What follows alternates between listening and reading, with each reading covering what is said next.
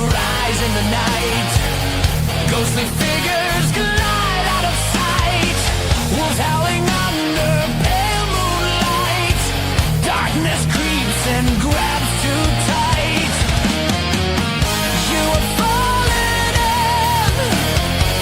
into the EuroCrypt. There is no escape from the EuroCrypt.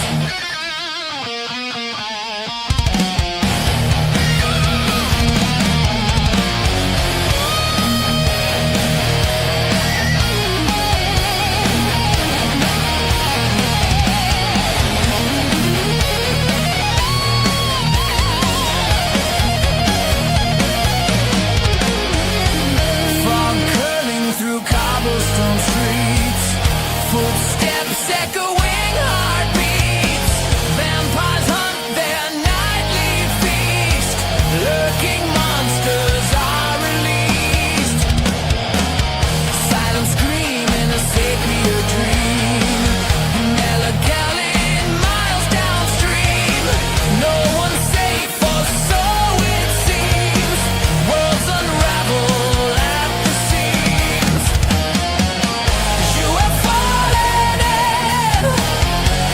into the EuroCrypt. There is no escape from the EuroCrypt.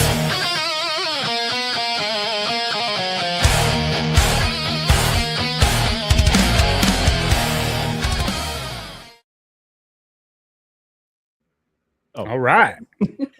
We are back, man. I was jamming. What's up? We got Jessica with us today, man. And we got Stone Gassman. And Darren is down deep into the EuroCrypt in the torture chamber. So Yeah, he won't- Into the World Cup. Or we accidentally left him there. he's trying to dodge. He's trying to stay quiet from the blind dead, and you know. But oh man. but tonight we will be covering the first. I guess the only 4 films that matter. Like Yes, Officially. that truly matter. official. Official, yeah. Amando Ossorio's Blind Dead series, saga, however you want to say it. Yes. Man, this is I don't know, man. These films, they just grab that damn. It's just dripping with atmosphere, and like you can feel the cobwebs and shit on you when you're watching it, you know. Yeah. But first of all, I want to do one thing.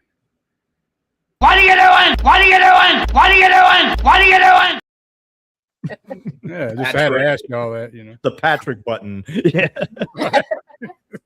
That's one of the best jump scares you ever fucking Oh seen. yes. It really is. Oh, Patrick, what a movie. Mm. Yeah, man. But nah, man, we already got some people in the chat. Let me see what's going on Mm. in here. Let's see. We got Beach Boy. What's going on, man? He said this should be another great show. The Blind Dead films are classics. Oh. Absolutely. 100%. And Darren, what is going on? Hope everyone is having a good. Oh, Hey, Darren. there Yeah, he is. What's going on, man? I know Cue you're dodging them. You're trying to stay quiet over there. You boy. What happened in 2005? Did he win a pool tournament? Let's see. Let's see. Beach Boy, Texas. What's going on, man? Mm-hmm. Welcome to the panel, Panel of of pain. pain. Yes. The panel of pain. Right. Mm. See who else is in here. We got okay, we're good for now. More will come. Hopefully they stay silent. Yeah. I don't know. Yes. 'Cause, the Blind Dead got super hearing. Like anybody hadn't seen these films. Amando Ossorio used to get pissed off when people called them zombies. He's like, these aren't zombies. These are mummies on horseback. So, Or what's the official name? Templar Knights or whatever? yeah. Templar Undead, Knights on horseback. undead black magic Templar knights. Satanic vampires. Yeah, they were basically, I guess, acting like they were, Christian or something, but They were otherwise, doing other things behind closed doors. right. They're even more wicked than the wicked, right? But I think it's speaking on Spain at the time too. Like, well, he couldn't really come out and say it. Like the Franco regime in Spain with the censorship, of course, Jess Franco. I'm not talking about Jess Franco, but the other Franco. But yeah, it was censorship heavy, man, and they had to kind of hide things. There's metaphors in the films, though, like in the first one for sure. I'd say probably most of them in a lot of Spanish horror of this period, anyway. Absolutely. But let's see, we got the mayor in here. See, Hey. we got the mayor. What's going on, man? He says naughty, kinky Templars. Yeah, they really were. And it's cool though how he decided to do it. I think like in each film because it's like a different version of the Templars of what they do in each film. You know, like the first one they come from the grave every night. You know, and the second one it's what every 500 years or 500 years after their death. Blood sacrifice. Yeah, right. But they And all the last got one's like every 7 years, right? Yeah, the last one's every 7 years. Every 7 years. You come from the sea. And then the ghost galleon is like they're on a ship. They're on a boat. They're on a boat. They're on a boat. Tomb, like. Yeah, that one.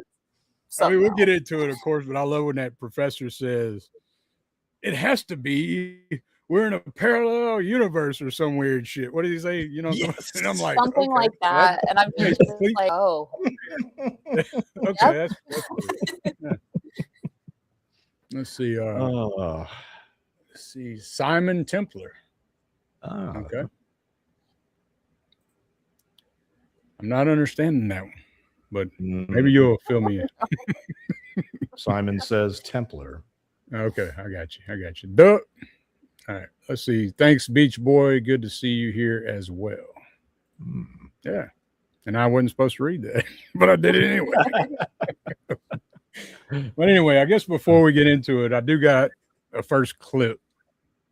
Unless y'all want to mention anything. No, go ahead. Okay. Are we getting into the first movie already? Yeah. Okay, I do have some things, just a little bit about the Blind Dead series and just about the director in general. Okay. Yeah, Amando de Ossorio. We've got the Blind Dead series started in 1972 and went to 1975. And of course, you have like some unofficial spin-offs.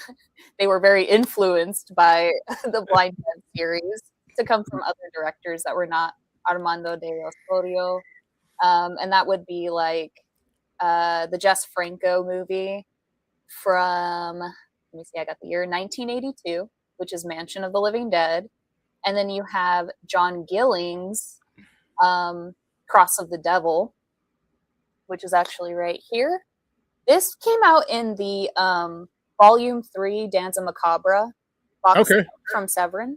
Wow. And this one was actually written by Paul Naschy. So you get some Paul Naschy crossover, you get some Jess Franco crossover with De Ossorio, and you have some other things that reference the Blind Dead as well, like the Violent Shit series director, Andreas Schnaas, doing his little tribute in Don't Wake the Dead in 2008, and Unrated the movie in 2009. Such a funny title. Unrated. And then later on, you get, in 2021, the unofficial Italian sequel called Curse of the Blind Dead, which was allegedly very poorly received.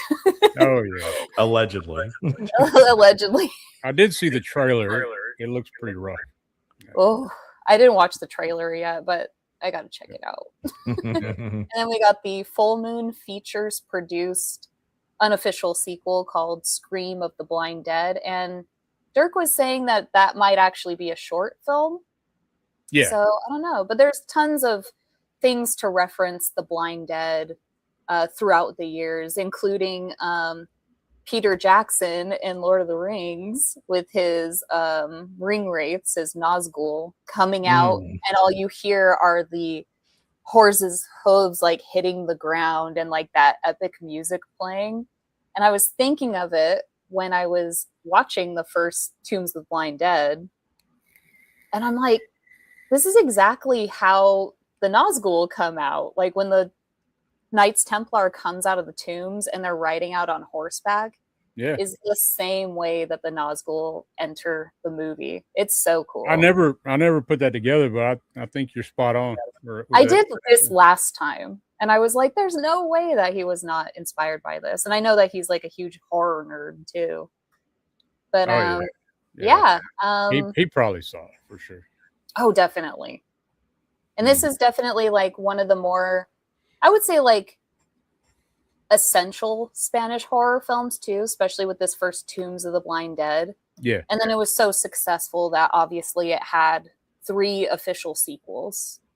And I would say, and since you mentioned that, it's the very first zombie saga, right? I think so. Yeah. Yeah, because Romero's Dawning wasn't until the later 78, right? Yeah, later 70s. Right. So he's got that going for him, even though he don't like his shit, to be called zombies. He don't like his Blind Dead. Yeah, many consider them zombie movies, even though he was arguably influenced by Night of the Living Dead. Oh, he totally was. Totally. He was. He can't deny that. He can't escape that. I did watch an interview with him, and he said people said that I was ripping off Night of the Living Dead, and he said, but if you think about it, and I'm like, okay, all right, this is a little stretch, but he might have, but he said if you think about it, every horror film has people trapped somewhere. All kind of horror films have people trapped somewhere, as far as the siege element and stuff. Sure. I don't know, but yeah, this is kind of a reach. But like I'd say, the first one also has a very similar kind of ending with like the freeze frame and stuff like that. I was kind of thinking about that when I'm like, oh yeah, it totally was influenced by Night of the Living Dead. That shit on the train is killer, man. It's awesome. Yeah, it's like, whoa, it went there. Holy shit. Yeah. But yeah, I'll play this clip. We'll get more into it. All right. Here we go. And yeah. Emmett. What do you want? There we go. Wait a minute. So scary.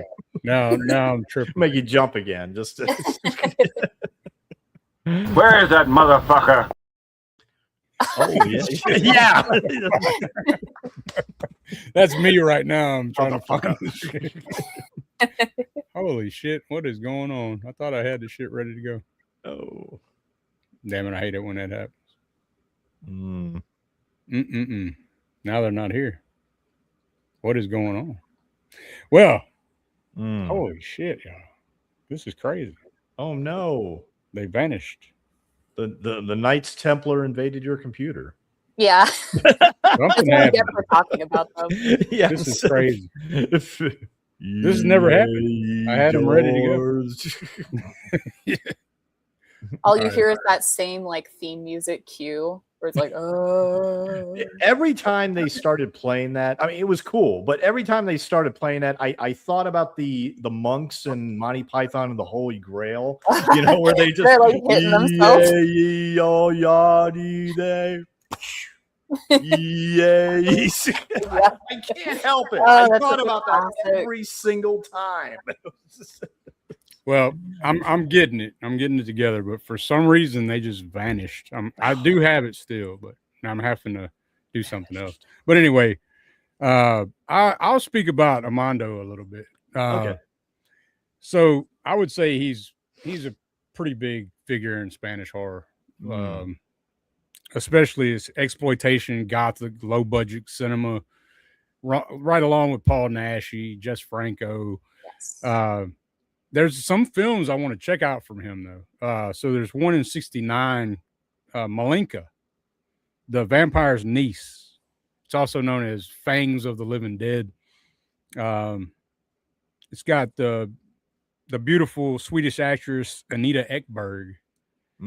So this was and that film was supposed to have like messed up her career or something like when she did it. But I want to check that out. And then Demon Witch Child from '75. That's got me all over just the title. So there are a couple that I just checked out though. It was from the Scream Factory, had a sale going, and it's Lorelei's Grasp and Night of the Sorcerers.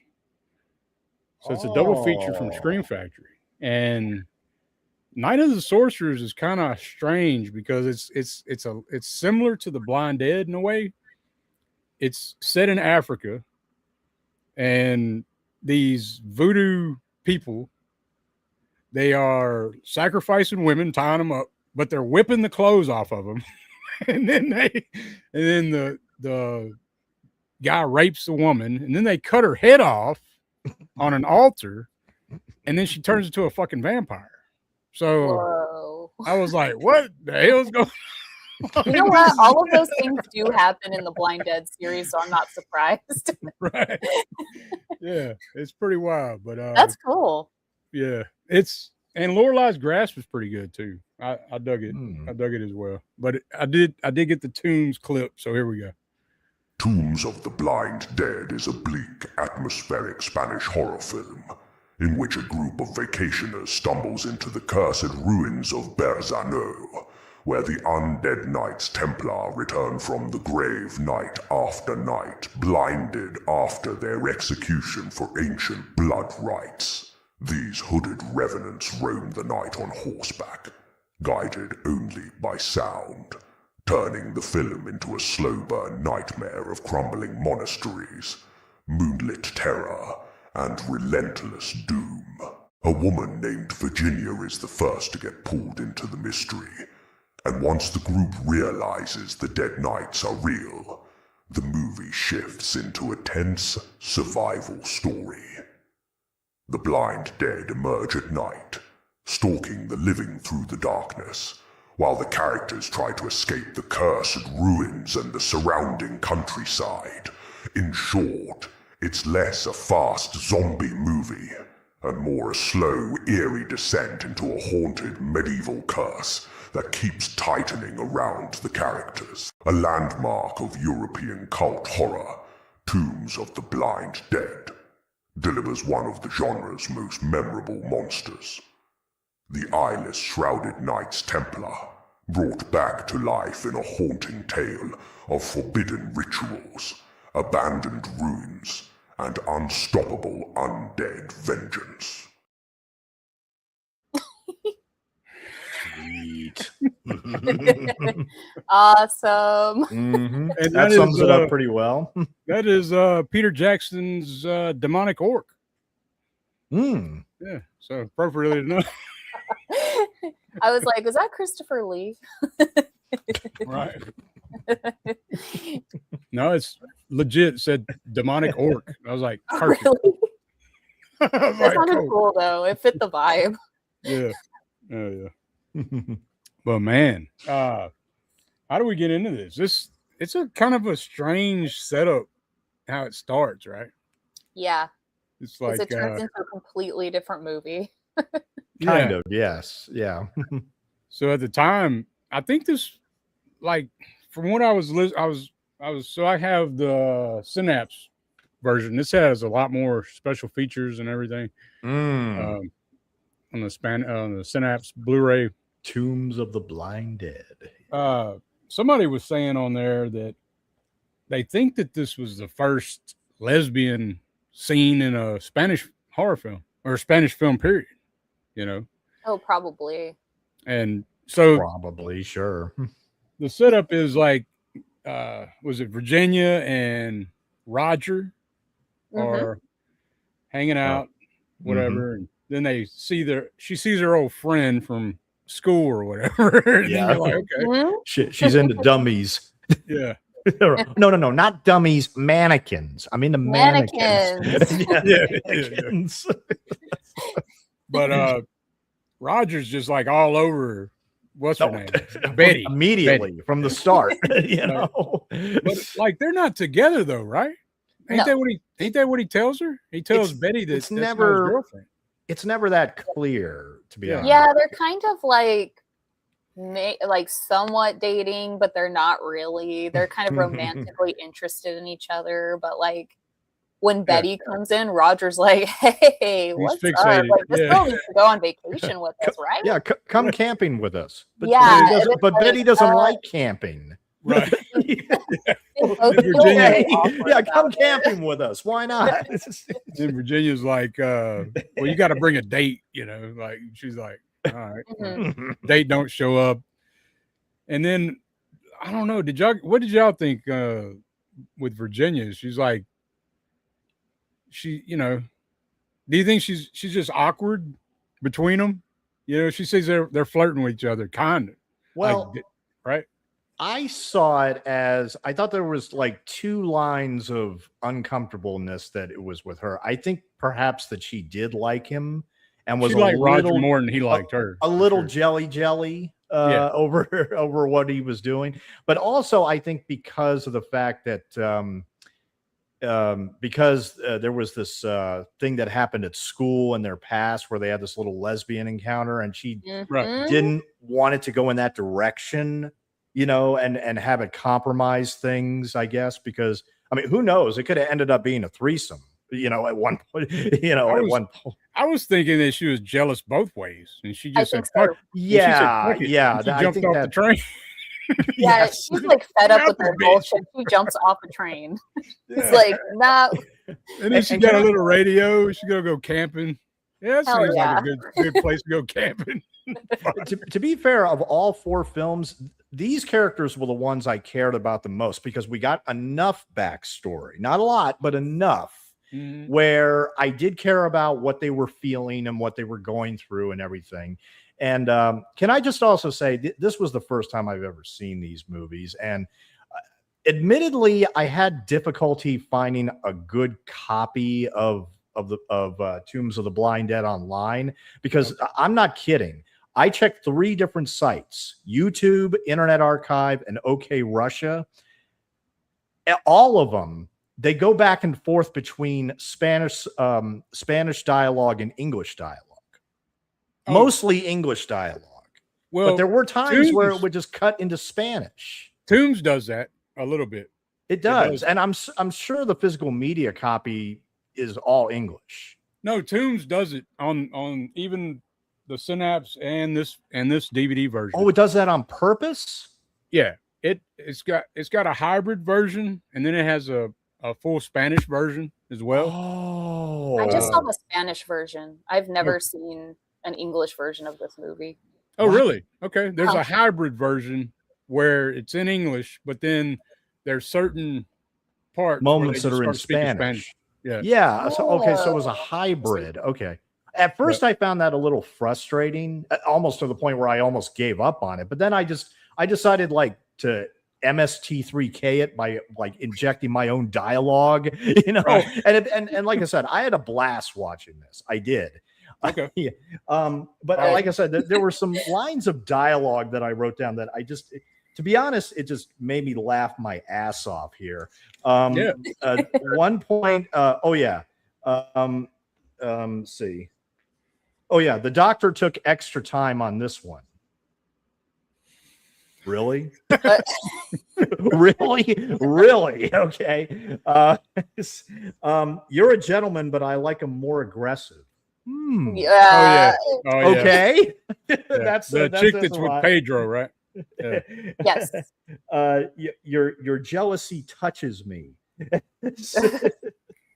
And my favorite, my personal favorite, which, oh my God, I laughed so hard. I laughed Rich Evans style.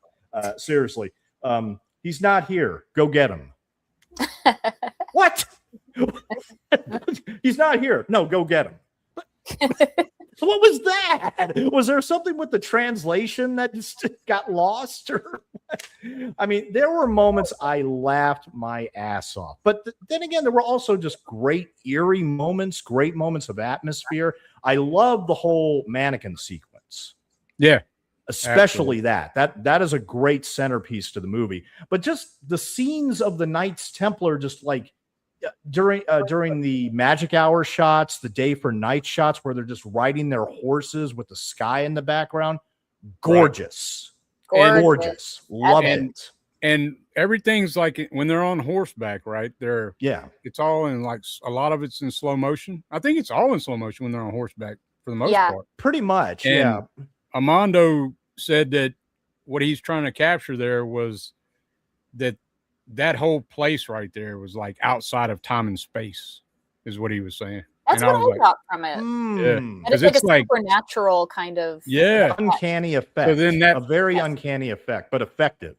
Right. Yeah. And so this is kind of a spoiler, but not really, because this happens very early on in the film. So I was going to ask y'all, when Virginia dies, she dies there. Do you think that's why she came back?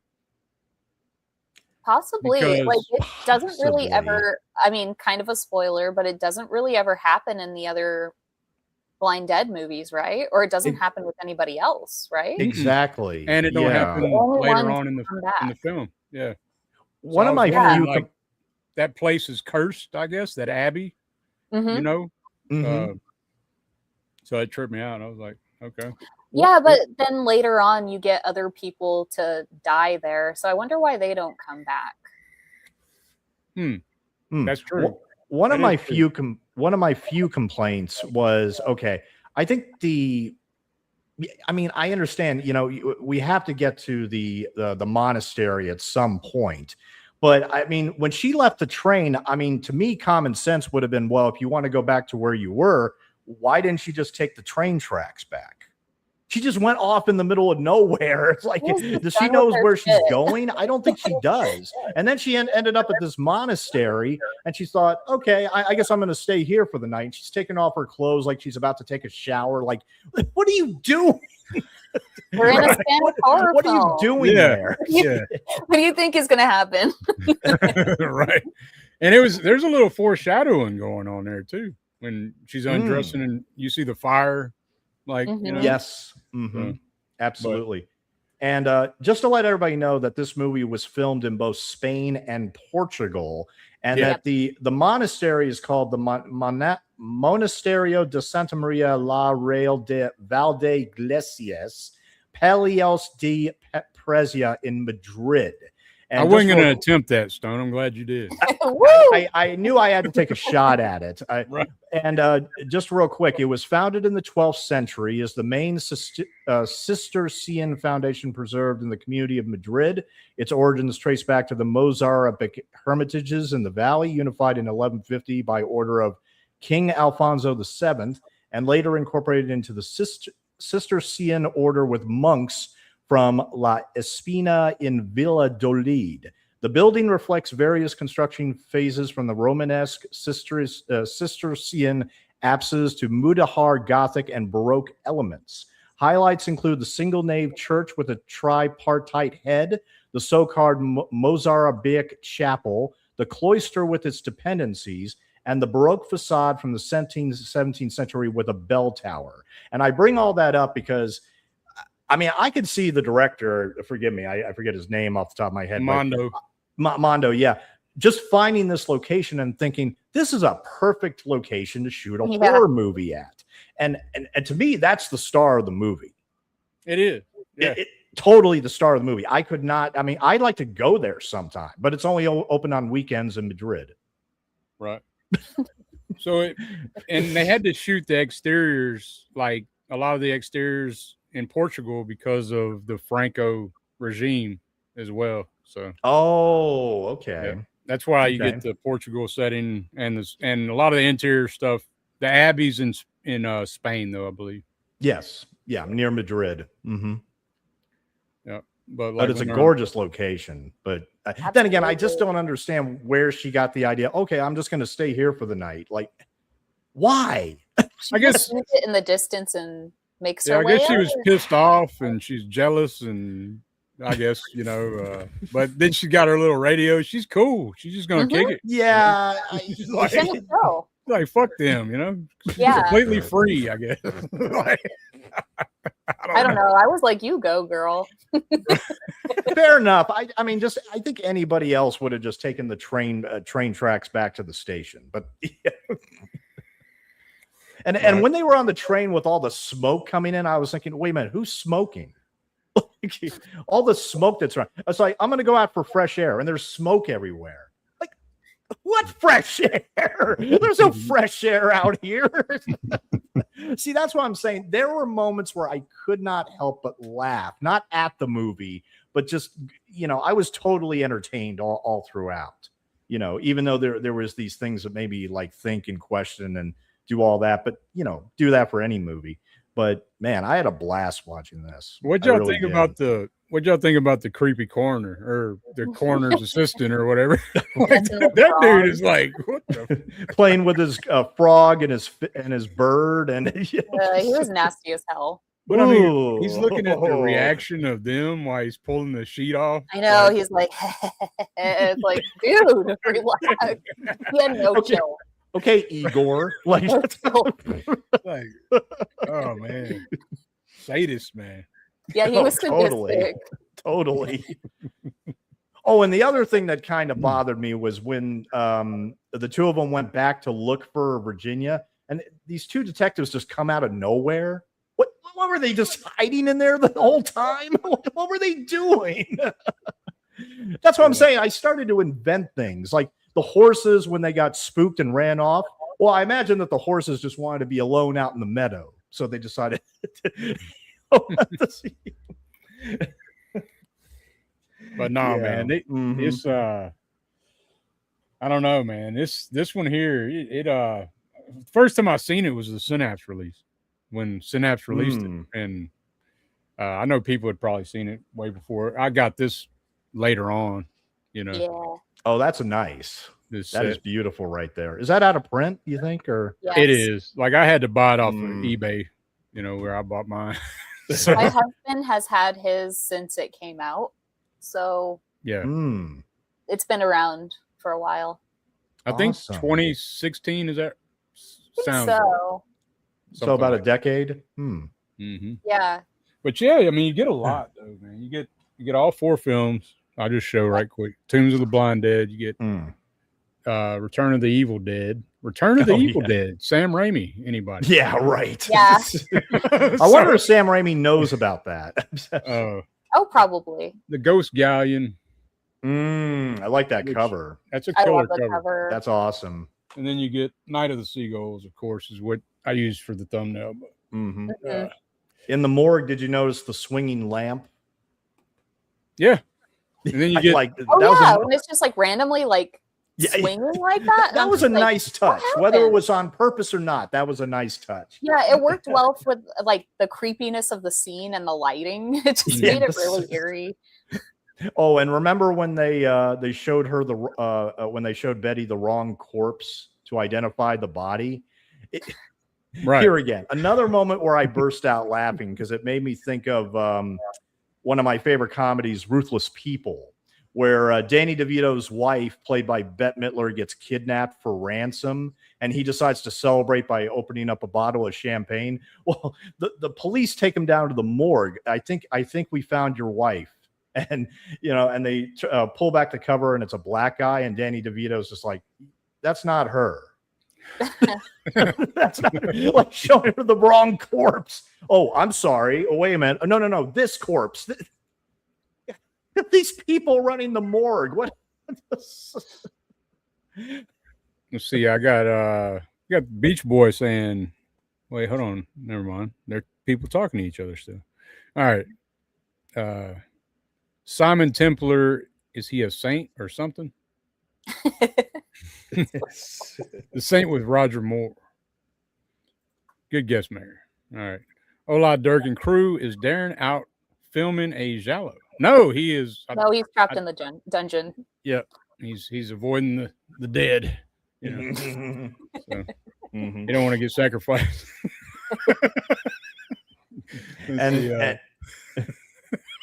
And finally, the guy in the library when they go visit him, what's his name goes over and says his name, but doesn't it kind of ignores him or doesn't hear him, and then she comes over and touches his shoulder, and he like jumps. He's startled and everything. That made me laugh too. But also he said, "Oh yeah, they're going to just commit terror and murder everywhere they go." And he explains that they can only hear, but they can't see. Mm-hmm. And, you know, and when he's done saying that, one of the detectives is speaking from off screen, and he just says, "Huh? Who's there?" I don't remember this. It's so weird. You don't remember that? That's in there. But speaking of that, like, he hears them, but he doesn't see them. It does capture the blind dead's hearing abilities, like with Betty, especially. There's a scene with her heartbeat, and the way he's like coming in with the camera is fucking, it's great, man. I love it. Yeah. Oh yeah, that's a great moment. That is a great moment. Mm-hmm. The mayor says he could also be Val Kilmer text from the movie version. Mm-hmm. All right, I gotta start pre-reading this shit so I don't keep reading y'all's conversation.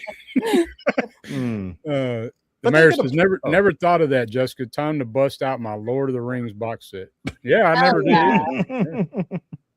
I gotta rewatch them. Jessica knows her stuff. Very cool. Thank you. Dominic Johnson, what a great series. I just discovered very recently. Only have watched the first two and just awesome. Thanks for doing this. Yeah, absolutely. Mm-hmm. Try not to spoil. I'll try not to go all the way through, but the mayor says another touchy director, just like Umberto Lenzi. They're not zombies; they're infected people. Exactly. Yeah. Except these are vampiric mummies that practice black magic and act like Templars. Let's see. The lovely Lorelei Grass is classic, cheesy but colorful, hot chicks. Man, Lorelei Grass has got it's Elga Hines. She's in some Paul Nashy stuff too. She's great in that. I mean, it's a damn good one, and it's crazy. It's a creature feature too. It's a creature feature as well. And let's see, Tombs is so much better in the Spanish version. I agree. I like the hybrid. I like the hybrid version because you get the best of both worlds. You know. Sometimes I like to watch the dub before I watch the actual version of it in its native language, just so I can like watch the movie and then go back with more of the context with the subtitles. But Tales of the Blind Dead, I've never seen in English. Actually, even Return, I didn't watch it in English. Okay. Oh wow! The Spanish is uncut, and usually it's opposite. I know. I was really surprised with that, especially for the time in which it came out. I expected that the Spanish version would be a lot more cut because that would happen to like, say, a lot of Jess Franco movies or like a lot of Paul Naschy movies are cut as well. They have the gore and all that stuff. They have the clothes on version. Yes. I mean, one that we already covered already. I'm not bullshitting. It's the same exact film. So they shot everything twice. Yep. And the sex scenes they got clothes on. You know. Yep. So many Spanish. Take out any of the nudity. Yeah. Let's see. Spanish version is my favorite also. Oh, okay. I have seen this. I've seen it in Spanish. I've seen the hybrid version the most, but you see, these intros are very, very cool. I appreciate it, man. I agree. I love them. The music reminds me of The Omen in places. Yes, it does. Yeah, with the chanting and shit. Yeah, for sure. So you can say, you know, there's some. And I love the sound effects. Like there was one point when she was near the stairs where it almost sounded like somebody was going up the stairs, but it was really just a sound effect. And I'm like, okay, that's really cool. That's really clever. I like a lot of that. Popping. Yeah. Mm-hmm. A lot of that. You know, then again, I mean, I think one of the shortcomings, one of the few ones, is like they could have played around with the whole notion of they can only hear but they can't see. They could have played with that a little bit more throughout the series, I felt, because I thought in only the first two films they kind of touched upon that, and then they kind of abandoned it. It's like they changed the lore a little bit for the last two. Yeah, exactly. Yeah. Like they decided to go in just another direction, which I still have with Templar or whatever. Right. Yeah. It's like they have different rules in the last two. Right. But the last one, they still use that element when the woman's, you know, when the woman screams, they don't. That's true. Then his head turns real fast, and you're like, "Oh shit!" I love that. Yeah. I think some of the best shots are in the last film. To be honest, I agree with that. They are. It's really well done. I'm surprised. And that soft. I don't know what it is. It's that weird time in cinema, I guess. That fuzzy, soft shit. So gorgeous. You know what I'm talking about? Yes. I don't know. It's very dreamy. I dig it. Yeah. Ivan Boloff says, "Does Jessica have a YouTube channel?" I don't. I'm here. Oh. Yeah. Yep. You're on it. Yep. Absolutely. Let's see. Beach Boy said there's an English version of Tombs, but it has been edited. Absolutely. Yep. Let's see. Adrian James. Hello there. What's going on, man? Hey. You can still get those Blue Underground DVDs individually, just not in the box. Okay. Okay, not the same without the coffin. Cool. No, I'm just kidding. And there's also on the Internet Archive, even though it's a pretty poor quality, but there is a Elvira hosted version that she did in 1984. Oh shit. Yeah, I don't know if she did the other ones. I don't think so. I think she just did crazy, man. Because I used to watch a ton of Elvira, like renting them on VHS and Movie Macabre. This is really good though. It's got a good interview with Amando de Ossorio. Oh yeah. I'd say if you get a chance to get this set, I think it went for, like, when it first came out, I think it went for some money, right? Like, I don't think so. No. Yeah, I would have to ask my husband. Like, I need to see when he actually picked it up because I got a deal on this. This was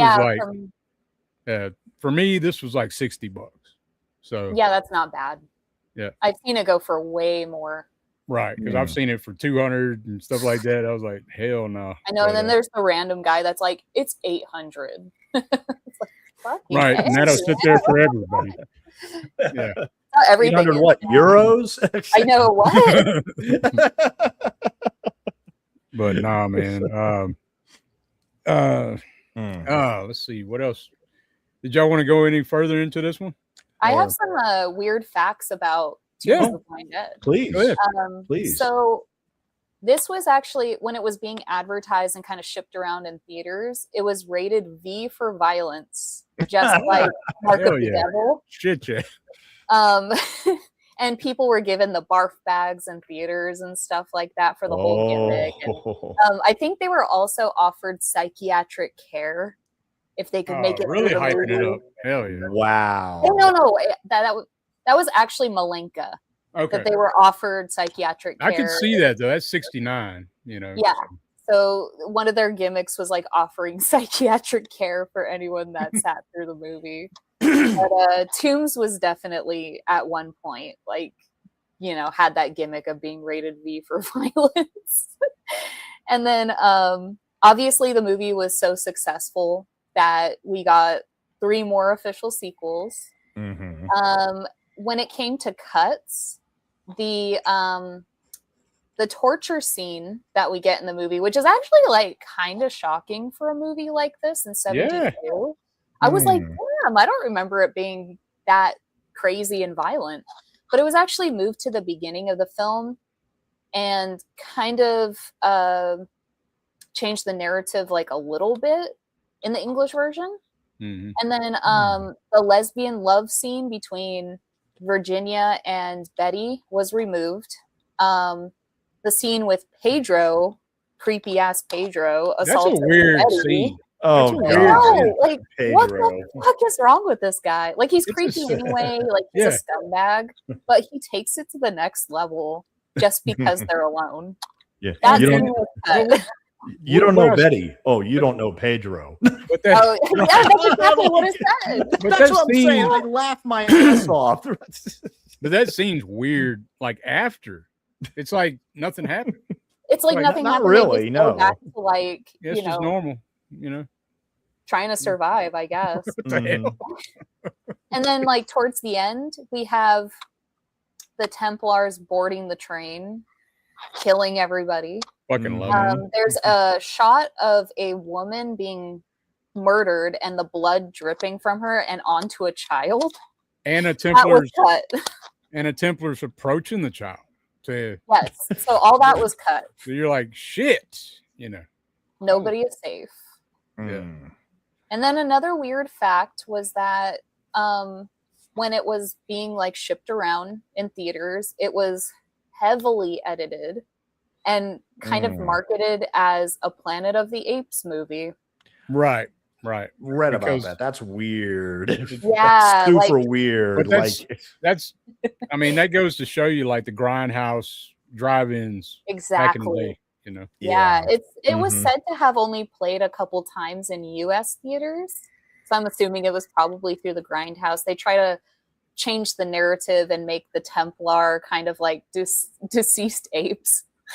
Or whatever. And if it was bad, it was probably really dark shots, so it kind of looked like a Probably. monkey. Like, You know? oh, Yeah. okay. So, my, because there's my one theory. shot in particular where he's coming out of the tomb, kind of looks like a monkey in a way. Yeah, especially if it was like crazy, like low quality or whatever. Mhm. Yeah. I could imagine it, them trying to pull that off. But I feel particularly bad for Guam, who got this version from like 1976 to 84. So they were watching this like Planet of the Apes sequel for that many years. Like, what the fuck? You got ripped off.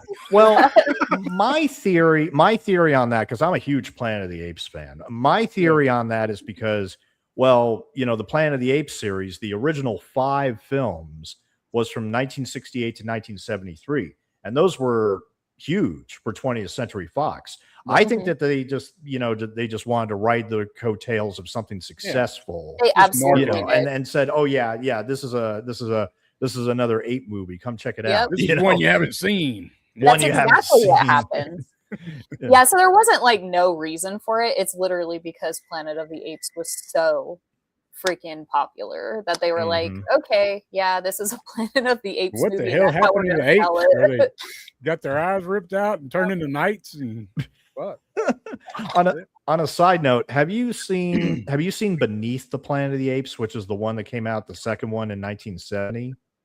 No. No. When I first saw it, I was blown away because they actually had the balls to do this. Spoilers, but I'm going to throw this out there anyway. At the end of the movie, you know what happens? Charlton Heston blows up the planet. He blows up Earth. Oh wow. You don't see Earth exploding, but I mean, he basically, triggers a bomb which blows up the entire planet and just cuts to black. Now, this movie was G-rated. Can you imagine children in that movie in 1970? Yeah, that's Like, nuts. oh man! And then for Escape, the next one, they just went back in time. So it's like, Yeah, okay. it just erases. The, forget planet that ever blowing up. happened. But that's a dark ending for any movie, to be honest. crazy. What would you all rate this one out of 10? I would 8 out of This 10. one- for me, probably I'm gonna go 9. 9 Okay. out of 10. Yeah. Yeah, it's pretty high for me. Like when Mm. I first seen it, I was blown away. I was like, Yeah. I could watch this. I could see once a year for sure. I'm Yeah. with you. I'm with Yeah. you. I'm a 10 out of 10. Oh, wow. Okay. I love- sweet. Love Tombs of the Blind Dead. Mm. I just think it's a certified classic. Like in It Euro definitely is. horror in general, like the Knights Templar Yeah. are some of the most iconic characters in Euro horror. Like it's undeniable. Ah. And then like the shocking scenes in it for the time kind of blew my mind, especially this time around. I was like, wow, just like having kind of the context of how Spain was at the time with censorship. And this being in this movie is insane. And this is like right at pulpy. Oh, go ahead. I'm sorry. I was just going to add, this was like right when Franco's his regime's about to be over. So, yeah. So this is like, you know, well in the thick of it. But it's pulpy, kind of sleazy, gory. It has amazing effects. I think so. Yeah. The pacing is slow enough to build like atmosphere, Yes. but I think it's quick enough to keep the story moving and, you know, like the audience engaged. Because I hear a lot of people. I don't know, 10 out of 10 for me. I mean, I hear a lot of people say with Tombs that it's too slow, you know, and for me, it works so good. It works really well, actually. Right. I was perfectly fine. Slow ass movies, and this is slow, but it's with a purpose. It doesn't lead to nothing. Right. Yeah. I was perfectly fine with the pace. I'm giving it 8 out of 10. I mean, and as a segue, because I know we're going to talk about the other films, collectively speaking, this is the one that I would like to buy, honestly, with all due respect to the other films, which I don't think there's a bad film here. But I mean, this is the one that, I mean, I liked virtually every moment of it, from the, from the moment that Virginia arrives at the monastery to the train climax, when things just go nuts. I mean, I had no idea any of that was going to happen, to be perfectly honest. It was it's pretty awesome. And like I said, I think the actors are pretty good. I think the performances are well. I like the characters. I'm with you. 8 out of 10 for me. Yeah, Lone Fleming, she pops up in the next film as well. Yeah. She's the one that plays Betty, and but she's got like a back, kind of a side role in the next one. But she said that she told Amando, "I'll go with you anywhere." Oh wow! So she really loved him. And there's another actress that couldn't stand him, which is that Elga Hein, I think that's her name. You'll know what I'm talking about. If you've seen Lorelei's Grasp or I'm blanking right now. Anyway, let me get to the next clip before I shit the bed over here. It's like that unofficial movie. Yeah. Yes. Right. All right. Here we go. Tombs. Return of the Evil Dead is set about 500 years after the original massacre of the Blind Dead's Templar ancestors, in a small village preparing for a ceremony commemorating their execution. While the townspeople deal with old resentments, a creepy local hunchback begins working to resurrect the dead knights, setting up the curse to return during the festival. As the celebration gets underway, the blind dead rise from their graves and attack the village, killing indiscriminately and creating panic. A group of survivors, including Jack, Vivian, and several townspeople, barricade themselves inside the church and try to hold out until help arrives. But the knights keep closing in as the situation inside the church starts to fall apart. So, the film plays like a medieval curse mixed with a siege movie. Part origin flashback, part village catastrophe, then a tense final stretch where the survivors are trapped and picked off by the eyeless Templars.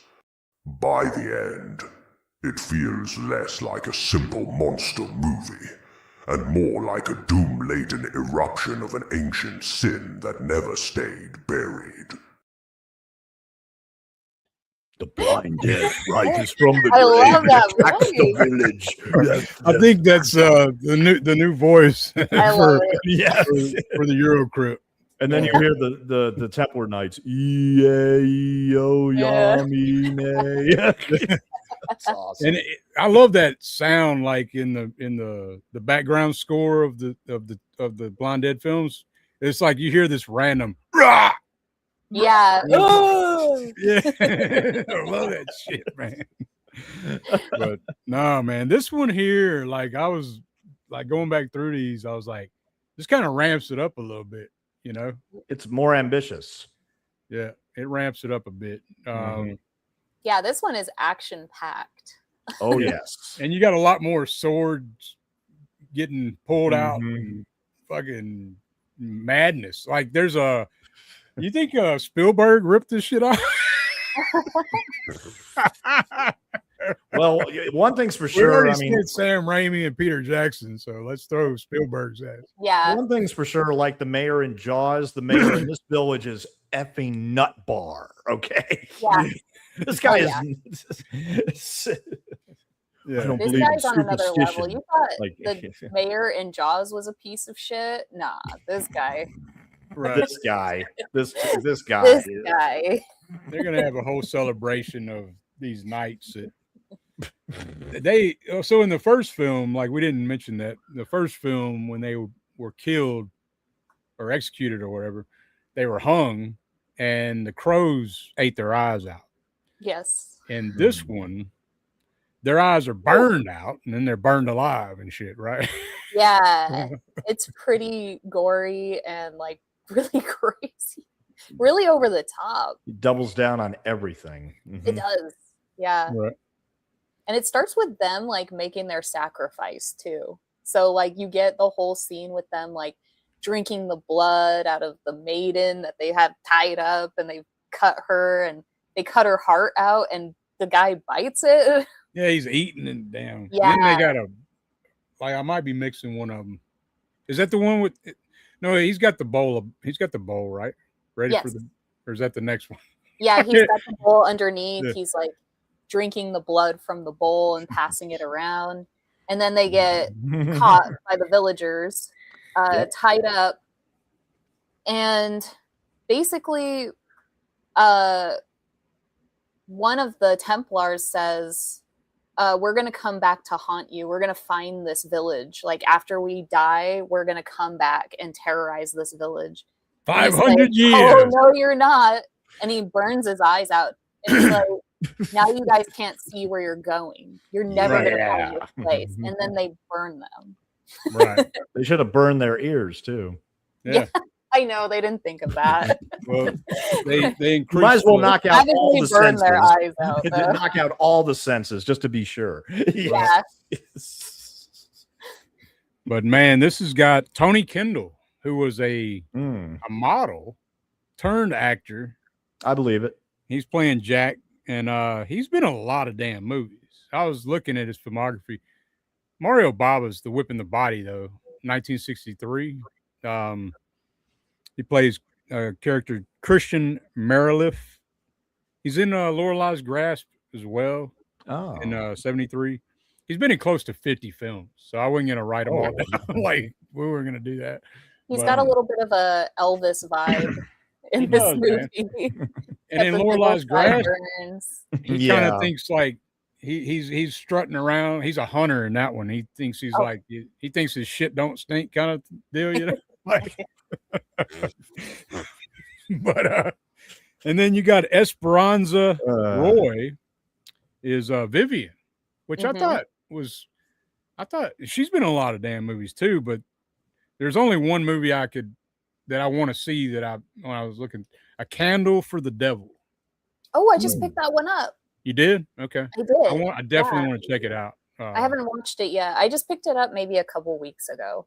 Oh, Okay. wow. So she's been in a lot of stuff. What did y'all think about her as a lead, though? I thought it was kind of odd, a little bit.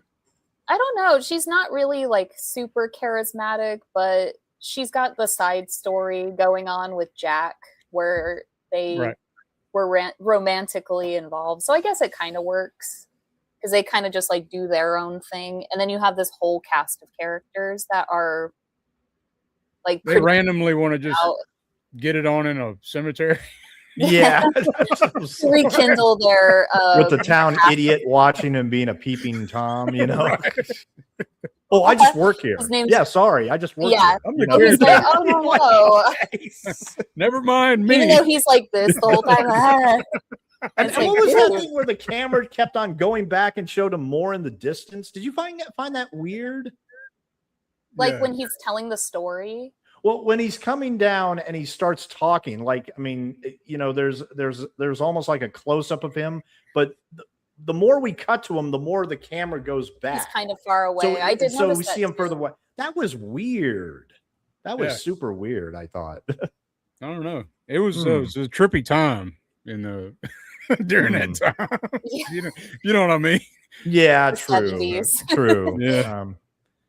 But I mean, No. it didn't have to be a requirement, but I am mildly disappointed that there wasn't a lot of continuity between any of these films, although it does share two actors from the first one. Mhm. right. The guy that played Pedro, Yep. Yeah, he comes back. and he's also creepy in this one too, a little bit. He's got a little Yeah. Does pushy. the same right? thing, essentially. pretty much. Yes. He's like, Pretty no, much. it's okay. In this one, he's a little different, you know, but Yeah. same shit, same bullshit. So, we We got believe in the superstition. we got Fernando Sancho or Sancho, however you want to say it. I think it's Sancho though. Sancho. And I am he's the guy that plays the mayor Duncan. Little fiend. He was in a lot of spaghetti westerns, and Ah, the Big Gun Down from Sergio Salima, A Pistol for Ringo, and Return of Ringo from Duccio Tessari, Minnesota Clay by Sergio Corbucci, Oh, hell yeah. and he was also in Lawrence of Arabia. oh, there you go. So There like you he's go. probably the biggest actor in the film is the mayor. He does a great job. Oh, yeah, man, he's totally. despicable. He almost steals the movie. I mean, It's a weird tone how this film kind of is schizophrenic in a way, because yes, yeah. there's characters that hate each other and then they work together and then Yeah, they turn on each They other. have no choice at some point to work together. Right. I love it though, because it's you get to see the blind dead come to town and then in action and fighting the town people, and Yeah. the town people get to fight back, you know, a little bit. That's pretty cool. Well, a lot of them run, but yeah, I mean, Yeah. there's some of them fight back, yeah. And And then you they got- all barricade themselves in the church, just like in Night of the Living Dead. And there's a little Yeah. girl and everything. And That's yeah, cool. Though. yeah, I love that shit. The shit with the little girl mm-hmm. and when they're trying to escape is suspense. Yes. Big time. Yes, suspense. definitely, Like, definitely. it's some of the best shit you ever see. Because you're like, damn, what's gonna happen? You know. Yeah, this one definitely plays a little bit more on the they can hear Mhm. really, really well, and they just kind of stand still until they hear a noise, and then they start moving towards the noise to like kill whatever it is. Right, just take them out. You just like, no, you're not not dealing with the blind dead at all. It's man. But what do y'all think on this one? Like, as far as, so you would put Tombs over this one, I would assume. I would Me too. just slightly Yeah. over. Yeah, Slightly. it's I'm definitely kind of just a- torn between this one and Tombs. So, like, They're both so amazing.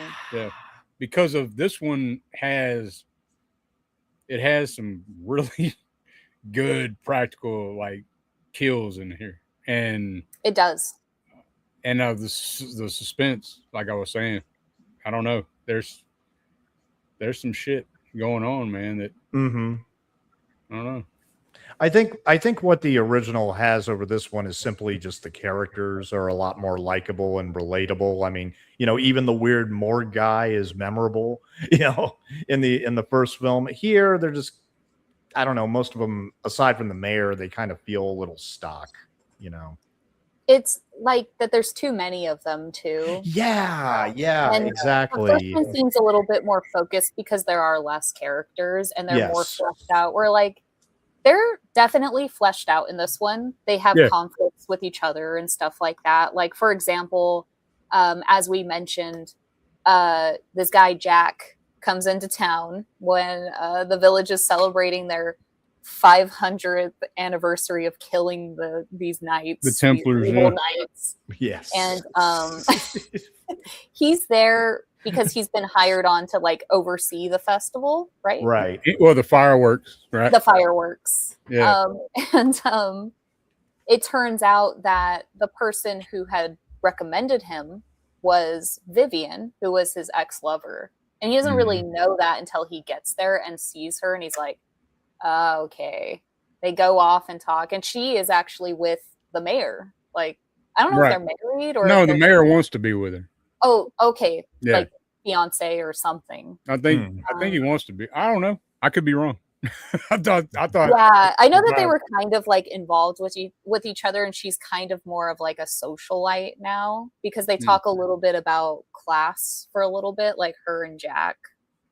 But they go off to the cemetery and talk about like running off together. They've rekindled their they're in love again. Oh yeah. Oh yeah. And that's when the creepy guy is peeping in on them, and it turns out this guy has other plans. Like, this guy, he's tired of getting the shit kicked out of him and being the village idiot, so he's gonna take it a step further and resurrect the Templar with a blood sacrifice. You know? Yeah, because I was confused the first time I seen this. I was like, why aren't they killing him? That's what I wanted to know, because he was making noise. They're like, well, thanks. They kind of like run him. They gave down. him a solid, right? Because he resurrected him. Yeah, that's the only solid that they give him. They kind of just run him down really quick and like let him live that one time, I guess. Yeah, but to be fair, he got a hell of a demise at the climax. He has one of the best. Yeah, he most really does. deaths. He really does. Yeah. Mm-hmm. But man, I don't know, man. I love the whole chaos and shit in the town. Like the camera's going all over the fucking place. But I still love that shit. And then Jack he's got fireworks and throwing fireworks at the blind dead and shit, like blowing them up. Fireworks expert, and he literally throws fireworks as weapons. But when they blow up, it shit looks so cool because like you can tell it's like not, you can tell it's like a dummy. Yeah, it's fucking great, man. Mm-hmm. I love that shit. So both these movies have dummies. Yeah. Yep. Yeah. Well, mannequins in the first one, dummies in the second one. Yeah, there you go. the guy playing I forgot to. I don't even know what's his name in this one. The guy that played Pedro in the first one. I got his name. His name is Jose Thelman. Or I thought it was Juan. Was it Juan? Juan Thelman. Yeah. Okay.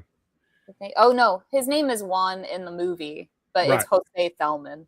Jose Thelman. Mm-hmm. That's the actor's name. Yeah. So he was in a couple other films with Armando, and that's the two I just watched was The Night of the Sorcerers and Lorelei's Grass as well. And in like spoiler alert for I think it's Night of the Sorcerers, he does the same damn shit like in that film too, like where he's trying to take advantage. Yeah. He's kind of the same character. It's like he's typecast for that shit. So, I don't know. Come on, I need a rapey guy over here, And then he comes running out.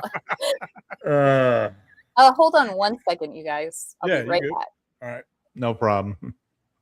And his mustache is never dry, huh? Right.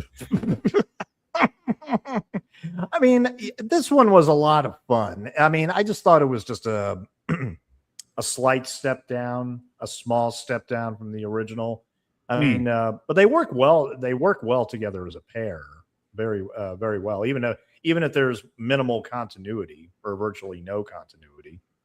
Yeah, I kind of thought that too, and I was like, after going through them though, like I'm kind of glad he did make each film like its own thing. Yes, You each know? one has its own identity. Right. Yeah, Which yeah, is and kind of I actually have a lot of respect for that.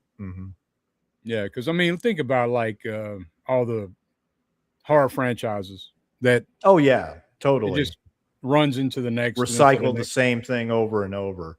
And Right. don't get me wrong, I experienced deja vu at certain points with these films. Like in the third film, when she gets out the radio, it made me think of Virginia in the original with that radio and everything. And There's some callbacks, yeah. yeah, and the fourth one, they got their own town idiot, the village, whoever that weird guy was. Yeah. Oh, yeah, exactly. I mean, It makes there you were think. points where I had deja vu, but it wasn't like, okay, that's fine. I can Right. accept this. It's I don't know, man. This one is all over the place, but at the same time, man, the action is I think people that thought Tombs was too slow would probably like this one more. I agree with that. I agree with that. I think that's what almost the agenda was. Like, well, maybe we were too slow with the original, taking our time. Let's now just like go crazy, and it does go crazy. I mean, that's the thing is that totally. Let me catch the comments right quick, yo. Yeah, and I need to do something else right quick as well. What do you want? We're gonna go see the shark. Ronnie, shuffle. Hey, What are you doing? What are you doing? What are you doing? What are you doing? that shit cracks me up every fucking time. Oh, it's awesome. If you've seen the movie though, like, because it's such a long, kind of like The Exorcist 3, that setup, how it's drawn out, and this fucking dude jumps out. Brace yourself, Jessica. Brace yourself. I know. Yeah, but let me catch the comments right quick, y'all. Go back a little bit. Got Greg Brewer in here. What's going on, man? Hey. The mayor says, I thought I saw Dr. Zoss in the movie. Let's see. We need that Planet of the Apes version. Yeah. Oh yeah. Definitely. That's one I would watch. Planet of the Apes cut. Yeah, exactly.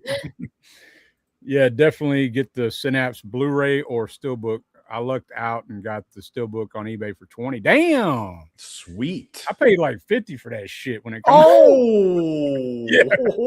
Hey, it's worth it though. It was worth it because it's actually it's like the second review I ever did on this channel was Tombs of the Blind Dead. Oh wow. Hell yeah. A little video. So let's see. The mayor says return is one I'm waiting for, a blue on 4K. Just have the Blue Underground DVD of it. Hey, it's fine. The DVDs, these DVDs are just fine, man. They actually are really good. They are. Blue Underground does a great job though. Yeah. So I have no complaints. And Beach Boy says, I remember reading that Fernando Sancho appeared in over 50 spaghetti westerns. Yep. Oh, damn good actor, man. We got El Chewy Gringo. Hey, everybody, I'll have to rewind after y'all are done. Absolutely. Hell yeah. Cute dog. We got we got the Daniel Shine in here. Shout out, guys. This is one of my all-time favorite series of films. Glad to see you covering it. Hell yeah. Glad to see you in here, man. And let's see. Dan the man. Tombs of the Blind Dead is a masterpiece, but I do enjoy all of these. Hell yeah. Yep. Let's see. Yeah. Caffeine Horror. What's going on, man? Appreciate you. Hey.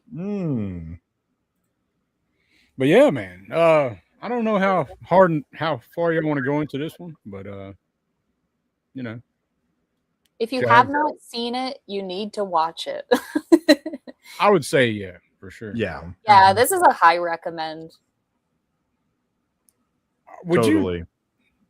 I was kind of the thing I struggle with between this and Tombs is the cinematographer between the two films. Like, because there's some, I don't know, man. Like, it's kind of like a toss up between those two. Yeah. Agreed. Mhm. Yeah, Yeah. I can go either way depending on whatever mood I'm in at the time. Like if I want something that's a lot faster pace and has a lot of action in it, it's definitely Return. But if I'm in the mood for something atmospheric, it's Tombs. Yeah. Oh yeah, totally. Although I love the ending morning shots of this one in particular. Yeah, I really did. definitely. I really did. It's a cherry on top, essentially. I love the sound effects too, as the Mhm. knights are being vanquished by the sun. Right. I don't know, it just has this really creepy, very eerie sound to it, but It's There's like a they're all. couple- it's so good. There's a couple of times you think somebody's going to get away, but it They don't. don't. It's like the light. It's like, nope. It's like the light. The sunlight freezes them in place, and then they slowly just like. Yeah. It's cool, man. Yeah. I love so that shit. cool. I love Yeah. that whole that Mhm. sequence is so fucking good, man. Yeah. When they're I thought they were making going to their way. burn them afterward. I thought they were going to literally like burn them in Night of the Living Dead. Like Right. There's another one for the fire. But man, what would y'all rate this one? Jessica. I gave Tombs a 10 out of 10. Mhm. I would give this one. It's also a 10 out of 10. I don't. Okay. They're both so good. Okay. So maybe I'll give it a 9.5 because there Okay. are moments that there's a lot going on, so it's a little Mhm. hard to keep track of. Like, oh, this character's doing this, and this character has a relationship over here, but then there's also these other two people having a relationship. So since the first one is a little bit more condensed, it's easier to keep track of everything. It's it's got its like good continuity and everything. But this one is so good. Like I said, I could take either one of them. Yeah. Man, what do you think, Stone? I'm gonna go with 7.5 out of 10. I'm more than open to watching these again and even buying them again. Yeah. I mean, here again, I think these two alone make a great double feature. They do. They make it, even with the lack of continuity. I think they make a great double feature. I mean, great cinematography, great kills. Just so much fun in the margins. Yeah, definitely. 7.5 out of 10 for me. Okay. And when I was saying earlier about like you think somebody's going to get away, it also it fakes you out where you think somebody's going to get killed, but somebody gets away, and you're like, because it kind of calls back to Tombs with Virginia, and you're like, oh shit, she got away, and I did not think she was getting away. Yeah, exactly. But it does that shit good. For me, this is a 9. It's gonna be a 9. It's like Yeah, right there with it's Tombs for me. excellent.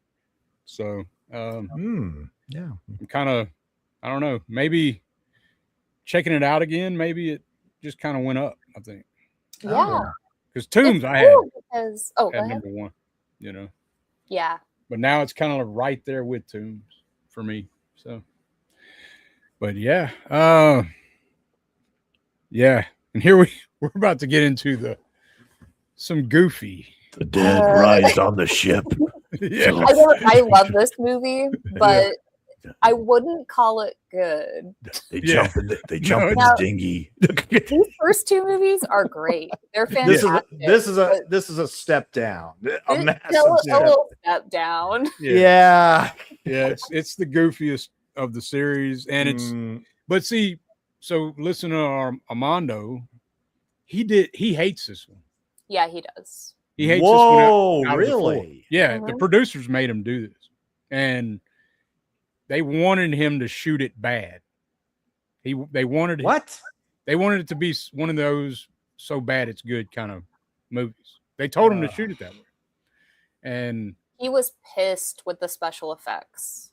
yeah, Wow. Pissed. Especially like, he got half a little boat. spoilers, but we get some models. Boat. Yeah, some of the shots of the Little boat, miniatures. that fog Yeah. has to obscure so much. That's It does. does. Yeah. His set, the budget's way cheaper in this one. yes, you can tell. You can feel You it. can tell. all Totally around. tell. Mhm. Yeah, and he was just so aggravated because he wrote this one too, and you know, I Yeah. think that he just had more ambitious plans for this one, and they just would not allow him the kind of budget to make a movie. Right. So he just had to do, right. make do with what he had. But yeah, I remember reading that he was particularly pissed off with those scenes with the miniatures. And I don't blame him, especially when you have this like idea already mhm. and you're already like he was also a visual artist. I don't know if you guys knew that. Yeah, he was a painter. Yeah. Yep. So I forgot to mention that. Yeah. So. He probably had something different in mind, and they made him do this. Yeah. They gave him a It was set. not like that the was worst movie I've ever seen. Definitely. No. But out of his, what he was Out of saying, this series, it Yeah. might be the weakest. right? I think it is. Yeah. But it's still fun. I'd say. It still has its moments, yeah. And I think overall, I like the vibe. Yeah. I dig It's the a vibe. different tone, completely different tone. Though. Yeah, I dig the vibe and the tone, but what cripples it is the pace. It feels like it takes forever. It Yeah, I takes think it forever. really Like there are excruciating. scenes that are so stretched out in this. I mean, and here Literal again, chase scenes going on forever where the girl's like yeah, getting caught on every single rope and she's just like, I'll go yeah. on for like 10 minutes. And like I Like, told literally Dirk, 10 minutes, and I'm just like, kill her already. like I told Dirk, I experienced deja vu when she got the radio out. It's like, okay, now we're just, yeah. And she's wearing the same outfit as Virginia, pretty much. Yeah, kind of, yes. Right. There were some cool green dresses in all these movies. I don't know what it was about these green dresses. Did you notice that? Did you notice like the patterns that were like, they were very interesting. Well, a lot of pastels. It's that time, though, right? Yeah. Mm-hmm. But here I do got a lot of bikinis. Right? Oh yes, yeah, the bikinis in the beginning. Yeah. It does kind of set up at the beginning like a giallo in a way, kind of. It does, with kind of like the models gone missing, and one of their friends is just really suspicious of this disappearance, and she's trying to almost like expose this agency for possibly making their disappearance happen. Right. Yeah. I do have a kind of clip. like threatening them. I do have a clip, and then we can get a little more into it. I don't know how far we can get into it, but they put on it's pretty one of the simplest setups. They jump in the dinghy. But here we go. The Ghost Galleon is the Blind Dead series going fully into nightmare nonsense. And that's exactly why it's so fun. The movie starts with a ridiculous publicity stunt involving two models stranded at sea. But once they stumble onto a mysterious fog-covered galleon, the film drifts into pure Euro horror madness. The ship turns out to be a floating tomb for the blind dead, those eyeless, decayed Knights Templar who hunt by sound and move with that weird, slow, unstoppable menace the series is known for. What makes this one so goofy is the setup and the execution. You've got a haunted ghost ship, terrible-looking miniatures, people wandering around a cursed vessel like they've lost all survival instinct, and the blind dead themselves acting like they've been summoned for one last absurdly gloomy, seafaring adventure. It's atmospheric, cheap, strange, and occasionally unintentionally hilarious. But that's part of the charm. If Tombs of the Blind Dead was eerie and Return of the Evil Dead was grim, the Ghost Galleon is the entry where the franchise veers hard into bizarre, foggy, nautical insanity. It is so fun, yet so goofy, with terrible miniatures. I lost my shit. Terrible miniatures. Yeah. He tore that movie apart. Okay. I have to throw this observation out here. Okay, so this is obviously the one film of the quadrilogy that has no horses. I have an explanation for that. If you think you know where I'm going. But the reason is because the Knights Templar, they threw all the horses overboard to save drinking water. And that's why they call them the horse latitudes. Okay. Okay. Yeah. I would just like because they're on a ship. You know, it would have been great though if they would have had seahorses. There you go. That would have been cool. That would have been cool. Yeah. Very ghastly. I mean, it would match this film, I would say. For It's sure. the weakest of the four. This one, you can't even predict where this is going to go. No. So I can give it that. It's unpredictable. I'll give it to the professor, though. Oh my God. He's got some of the funniest lines, man. He's crazy. He's like, I am all for science, but this is supernatural, and this isn't real. There's no real way to explain this, guys. Yeah, so we're this is gonna have not to roll with it. This is not real. Like, and Jack Taylor says, "Are you real, Professor?" The fuck? Back. I'm like, why did he say that? Yeah. Jack Taylor, man. I mean, he probably made the most on the movie, I would think. Right, his name. He's the most recognizable person to me. And he's been in so many films. Count Dracula from '70. Jess Franco's Succubus from 1969. Pieces from 1982. Killers 1 of 13, which is a very awful giallo that I do not recommend. He passed away this year, right? Jack Taylor? Mm-hmm. I'm not 100% on that one. So. Yeah, I think he passed away in May. Okay. Oh wow. Autopsy. Also, he's from Oregon. Yeah. Actually. Oh, interesting. Yep. Portland, Oregon. But he is in a good giallo, Autopsy from 1973. That one I still need to see. That's heard great things. And he's in the Delamano trilogy, the third film, Red Rings of Fear. He's in a ton of films, man. Jack Taylor's been in so much shit. And you got Maria Pershey, who's playing Lillian. She's been in a lot of shit too. She's in The Hunchback of the Morgue, Paul Nash's film. Yeah, I knew she looked really familiar, but I couldn't pin her for like what I saw her in. And the classic Castle of Fu Manchu from 1969. Oh wow! Murders in the Rue Morgue, which I haven't seen that one. That's the 71 version. She was in an episode of Hawaii Five-0 in 1978. Nice. And she was kind of big in the 60s in America, but then she just faded out. So then she went to Spain and Italy and did a bunch of stuff. There's one I want to check out with her though, called The People Who Own the Dark. That sounds. I've heard of that. Okay, that's 76 as well. But no, she's a good actress. This is kind of weird to see her in this film, but you know, her and Jack Taylor are probably the best two in the film. Would y'all say? Or yes, yeah, they're total scumbags. Right. Yes. Right. Total scumbags. They are. Well, and they're little like. Well, he's not Lil, but they're goon guy. I forget his name. Oh, Sergio. Yeah, he's another creepy goon.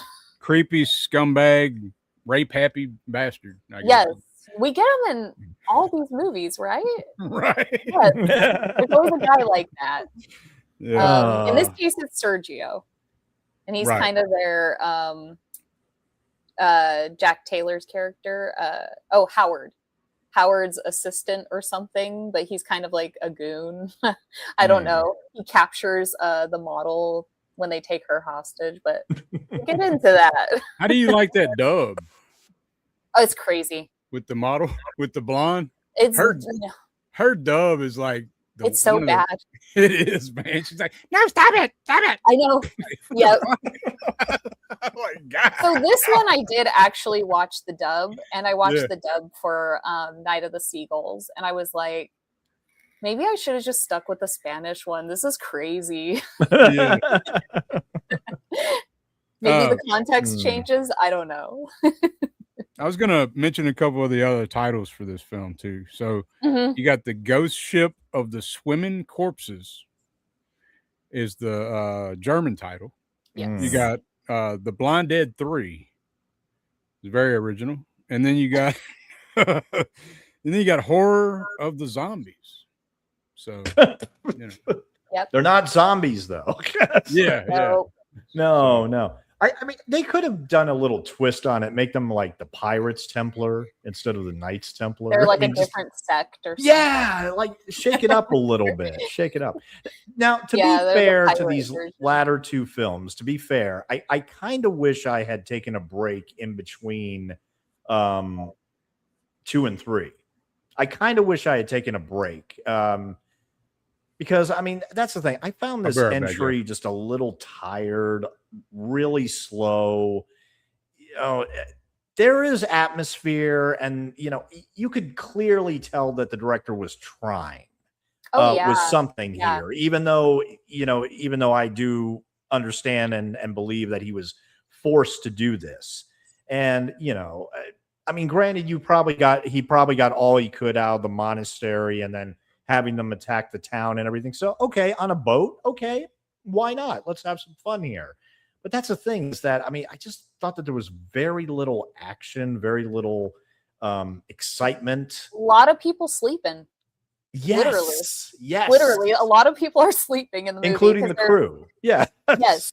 There's something to do with, I don't know if I got the explanation right, because they kind of explain it, but not really. But there's some kind of heat that's generated that's making them sleepy, and it's some supernatural type of thing. But you literally get them falling asleep all the time, and that's what the movie makes you kind of do if you're not in the mood for something like this.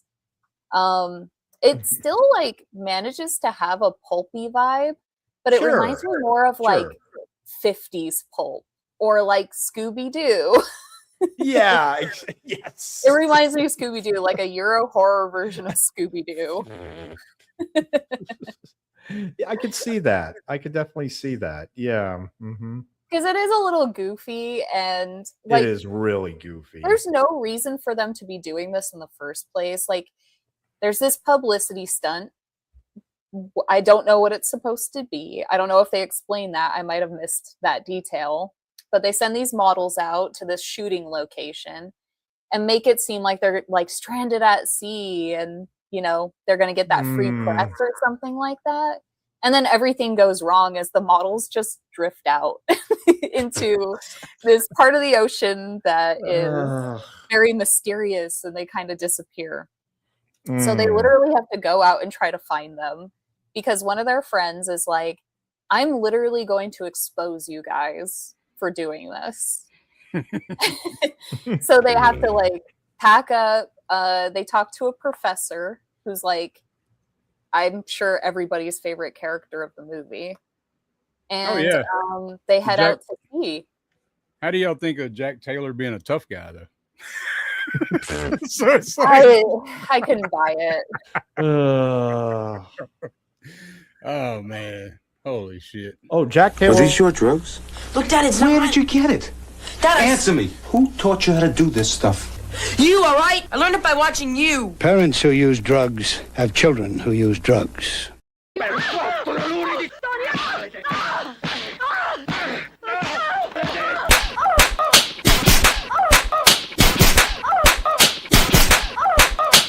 You're watching Subjective Perspective Collective.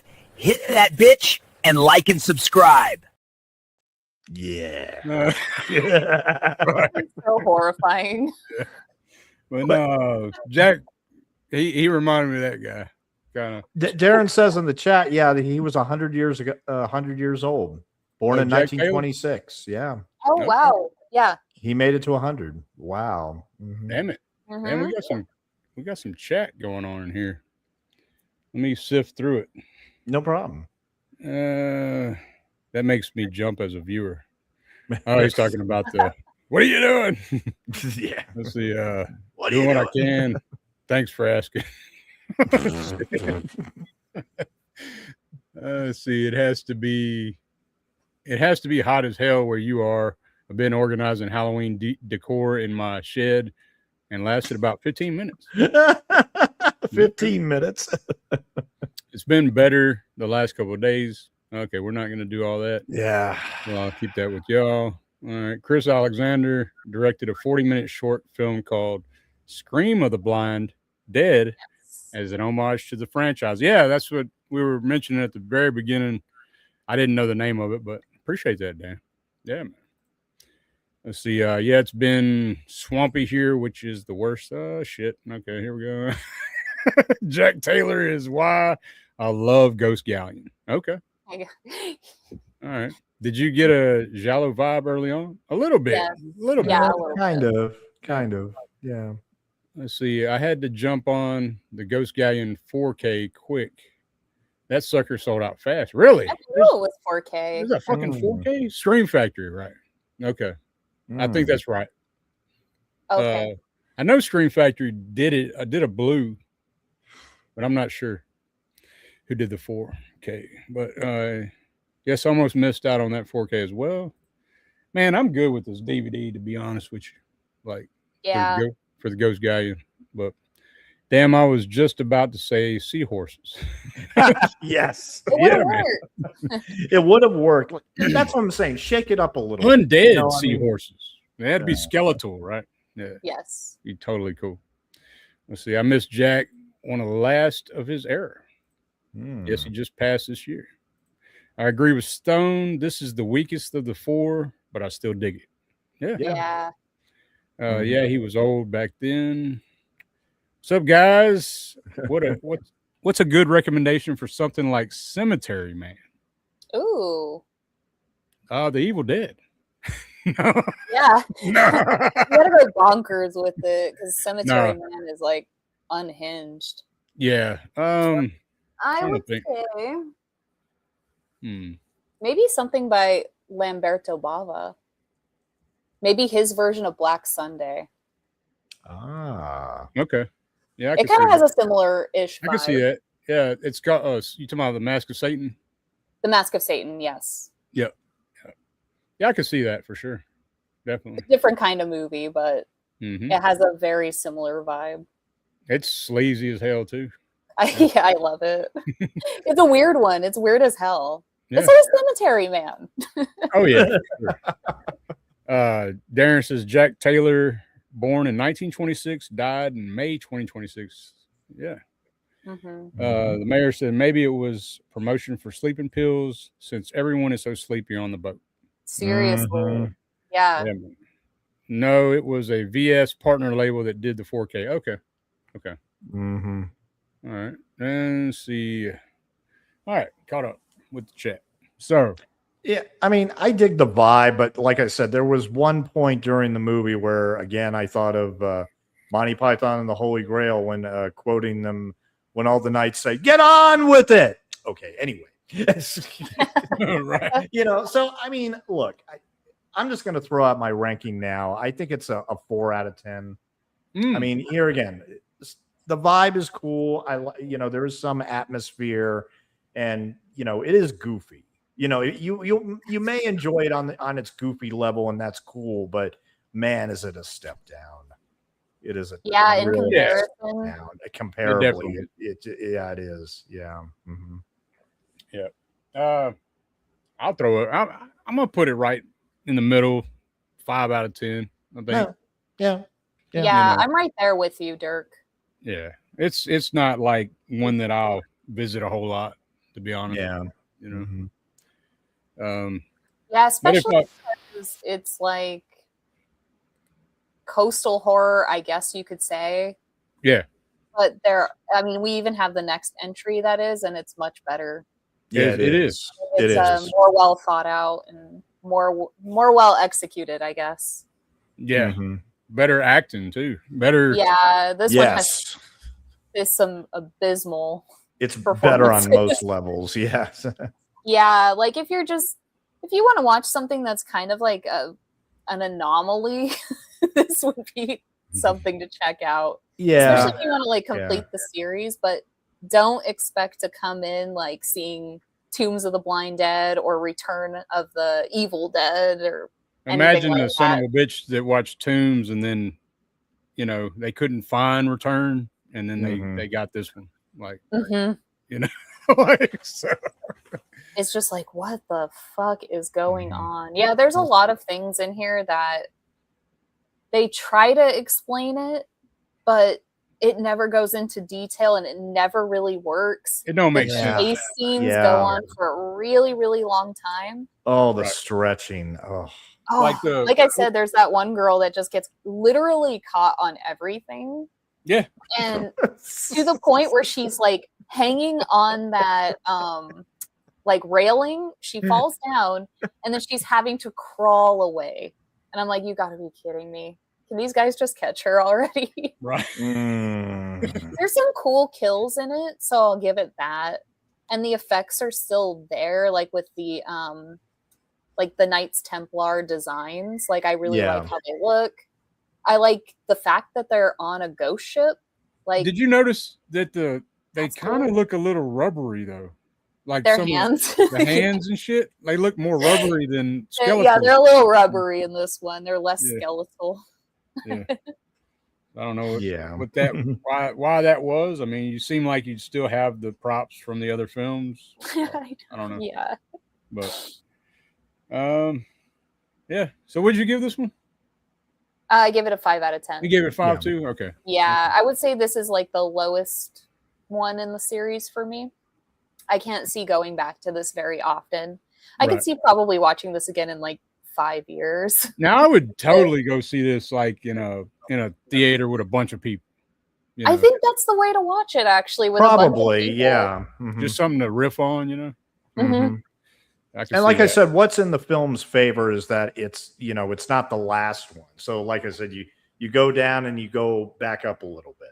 So, yeah. You can watch all 4 of these collectively, and you know, in the third one you can like do some laundry and you know you're not going to miss anything. Yeah, exactly.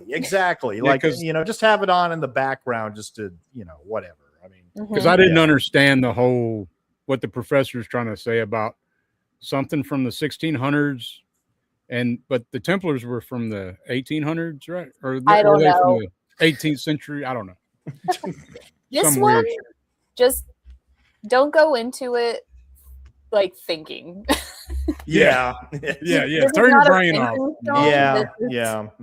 Just eat your damn popcorn and shut the fuck up. Yeah. There's nothing to think about. Let's see. The mayor says, I actually watched The Ghost Galleon first. I didn't see any of the movies in order. The first time I watched them about 10 years ago. Oh, shit. Maybe that's the way to do it. Yeah. Right? You watch Ghost Galleon first, and then everything is going to seem like a masterpiece after. Yeah, true. Very, I very got true. away from that shit. So, but yeah, man. I guess we're going to get into the last one, unless there's anything else y'all want to mention on this masterpiece. There is. I don't have anything else. Yeah. the horse latitude one was my biggest contribution, so I'm going to leave it at that. Okay. Let's see. The mayor says, "Yeah, do the Templars' laundry while watching the Ghost Galleon." Somebody got to wash those robes. Oh, yeah. And Darren says, "You know, after 5 minutes, what you're in for." Pretty much. Oh yeah. Yeah. Exactly. Yeah. All right, and now we're coming on to Night of the Seagulls, which I think is actually a pretty good. Like I was telling Stone, you'd stepped away for a second, but I think what I like of what he's done is each one of these films is its own thing, even though it's still the same. Yeah. He kind of just changed the Templars in each one a little bit, you know. In this one, they got an agreement with the community, so it's kind of crazy. Yeah. Hopefully, I did not do that yet, but hold on, it won't be long. Thought I uploaded that shit and I didn't, so I'm getting it going now. Damn it! Hate it when that happens.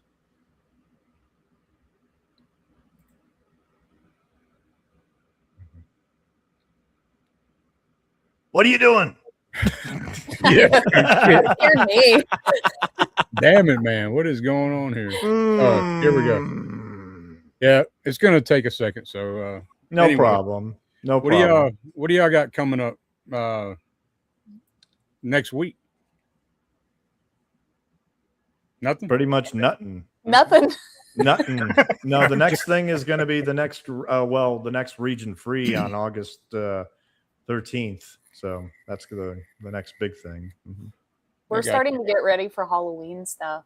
Oh, I know yeah. it's a little early, but the Halloween events are going to start in like 2 weeks. So That's we're insane. getting ready for it.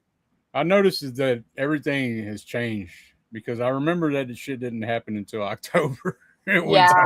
So. Or at earliest, it was like the very end of September, you know. Mm-hmm. But anymore now, it's like at least 2 months early.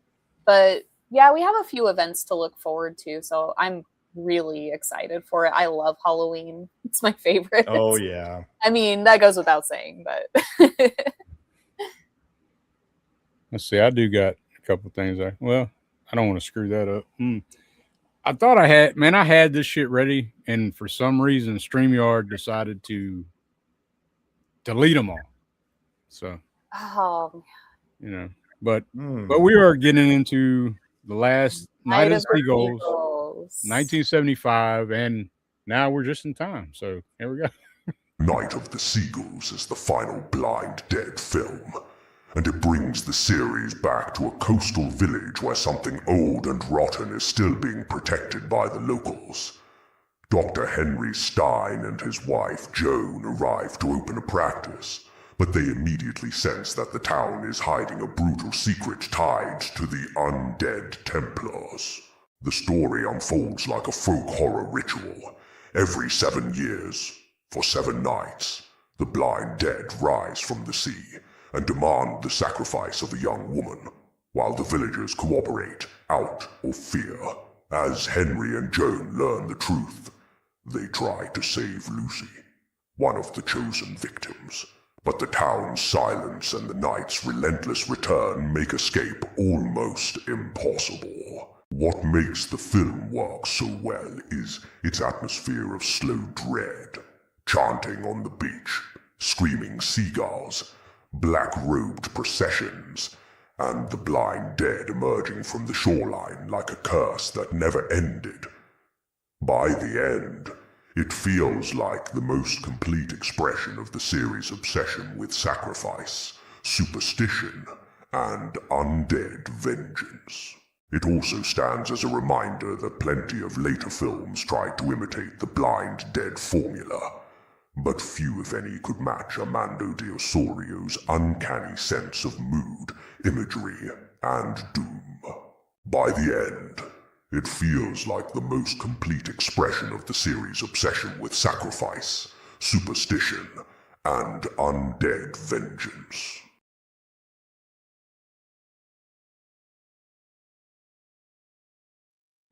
I'm surprised he didn't mention the crabs. Yeah. I love that. Those aren't real crabs, by the way. I looked them up. No. They were basically created for the movie. Oh, really? Yeah, those are not real crabs, believe it or not. Hey, they look real, don't it? Yeah. They looked real enough. Oh, yeah. Yeah. Icky. Yeah, that was cool, though. I was like, see, that's how you do coastal horror. Oh, yeah. Seagulls and crabs. They're underrated. Yeah. They should have went even further. It has some jellyfish. Yeah, there you go. There you go. Yeah. What do you guys think of the title of this one, Night of the Seagulls? That's an interesting title, especially considering, Seagulls are supposed to come out in the day, right? Mm-hmm. But I dig it because of once you get into the film and find out why, which it's not a good title for if you've never seen the film. But once you've seen it, I think it makes complete sense. Makes way more sense, And it's because the seagulls flying at night is supposed to be a bad omen, right? Is that what it is? The idea behind it. I thought it was also, they thought it was the spirits of the sacrificed women. or in the sequel. Oh yeah, in the movie. But like, I thought that the inspiration for the title was from like the myth that I'd have never heard that. Flying at night is a Oh, bad shit. omen. I've never heard that, but then again, I've never been living by the ocean. So Yeah. Sacrifice and superstition. Yeah, you like that? That was all good. I loved all that. We need some like creepy organ music playing in the background as he's talking. I can do it. I can do it. Yeah. That would be sick. Right. Mm-hmm. Like So I gotta say, this actually has like my favorite opening of the entire series. Yeah. And my favorite ending of the entire series. Oh. I can see that. Like, I do like, there's some shots in this film that are the best of the series, man. So good. I agree. Yeah. I totally agree. Like that last shot that I just showed with the blood coming out of the damn I love it. eyes and I was shit. like, yeah. That's what I want. It's so Fulci-esque, right? Before Fulci-esque. You know, maybe that's why I'm a little bit biased on it. Right. But yeah, I love the blood spilling from the eyes, and they do the thing where they crumble to the ground again, but this one they actually like turn to dust. Yeah, it's like, oh yeah, that's what I want to see. I like a good. It's more folk horror again. It is. Yeah, I like that whole idea of the whole town's in on something. Yes. Mm-hmm. You know? And the outsiders they got to figure out what the hell's going on, kind of shit. Yeah. Even though we know what the hell right out the gate, but pretty much. Yeah. I mean, and there's something totally gratifying when you sit through the end credits. The very last credit is the end. There's something so gratifying about that, we're not going to get any better than this. So let's just, close it out on a high note. Yeah. And the end really does feel like not just the end to the movie. It feels like an end to the series. A finality. Right. Yeah. There's a huge finality. There's no coming back. Yep. It's done. Yep. Yeah. Mm-hmm. I love that. Mm-hmm. Yeah, man. But the doctor and his wife, she's what does she do? You remember? She does something too, right? Like, oh, I don't remember. When they come to town, are they both doctors? She's something to do with. I thought it don't matter. I know she's at least his wife, but I don't remember. When she meets Lucy, I thought that was strange though, like because she's trying to buy groceries and the woman's not going to let her buy groceries. She keeps not going, helping her, passing her up, and then Lucy gets the groceries, and then at one point Lucy like hands her back the groceries. It's like because she says something, and then she's like, "No, we could be friends," and she hands her the groceries back to make her carry them. I was like, "What the fuck's going on?" Mm-hmm. Oh, it's kind of weird. Yeah, she like kind of tries to stand up for her a little bit, and the lady's like, "No." Right. Mm. I'm in a hurry. I was before this lady. Will you please help me already? Yeah. Yes. Nobody in the village wants to acknowledge them at all. They would rather just like not deal with them and continue on this we'll call it like a tradition that they have. I thought it was weird. I thought it was very strange. Yes. That they would, and how did the hell did they make that deal? Did you think about that? Like, no. So it's like somebody like communicating with them like through black magic or something. I don't know. It's almost like since this village is like sacrificing young women to the Templar, it's like keeping them at bay almost. Right. Like so that they don't terrorize them, basically. So they're willing to sacrifice one to save the rest of them. Yeah. But it's like you're going to end your population in that time. I know, right? Yeah. And they do this like every 7 years or something. Yeah. Right? Yeah. Mm-hmm. Yeah. And because soon there aren't going to be any young women left to procreate. So then what are you going to sacrifice? They'll figure it out. That's a good point. Yes. Right. The best compliment I can give this movie is that it makes up for the flaws of the third movie while at the same time being a wonderful final act to this whole saga. I think it's a great ending. It's a great ending, even if it's not the best of the four. It's not. Yeah. Some people consider this the best of the four. I believe that. I'm totally cool with that. Yeah. Mm-hmm. I do like the imagery, like with the on the by the ocean, like.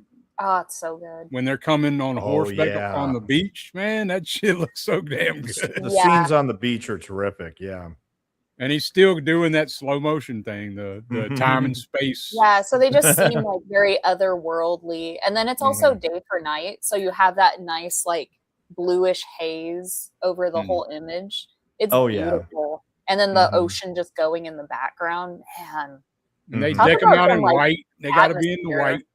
Classic sacrifice it is so awesome. I'm assuming they're virgins. I don't know if they are, but but they're all in black, like they're in black mass, like the in black mass just leading this young maiden out who's all dressed in white, ready to be sacrificed because of this deal.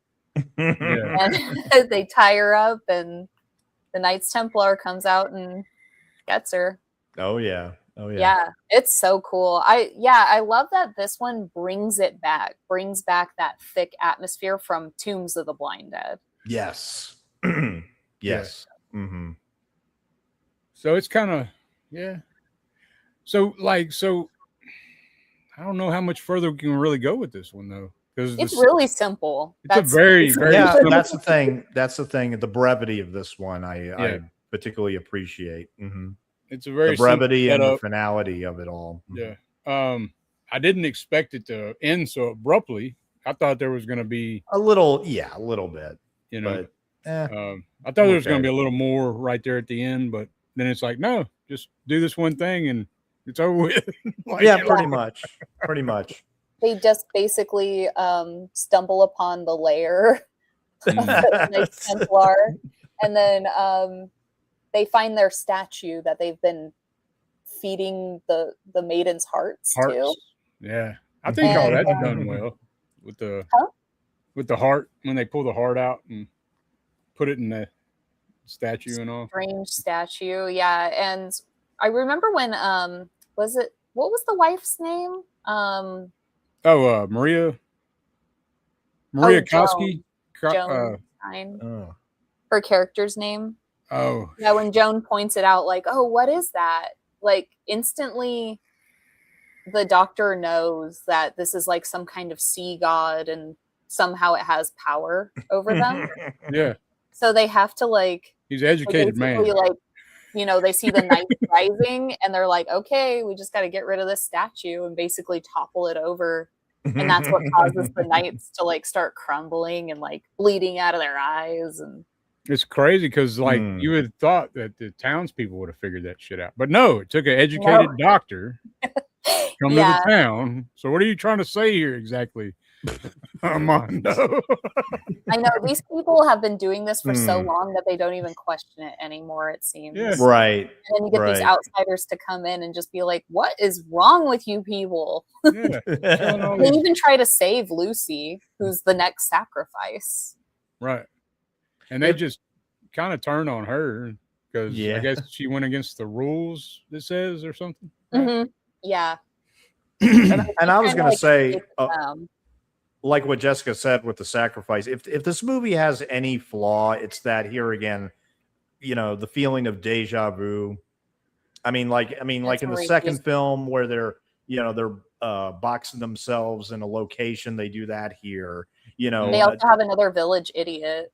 Another village. That's what I mentioned before. I mentioned that before. Yeah, and like the just shows up in the window like. That's what I was going to say. Like, because he looks like a ghost at first. You think it's like some kind of weird ghost or some shit.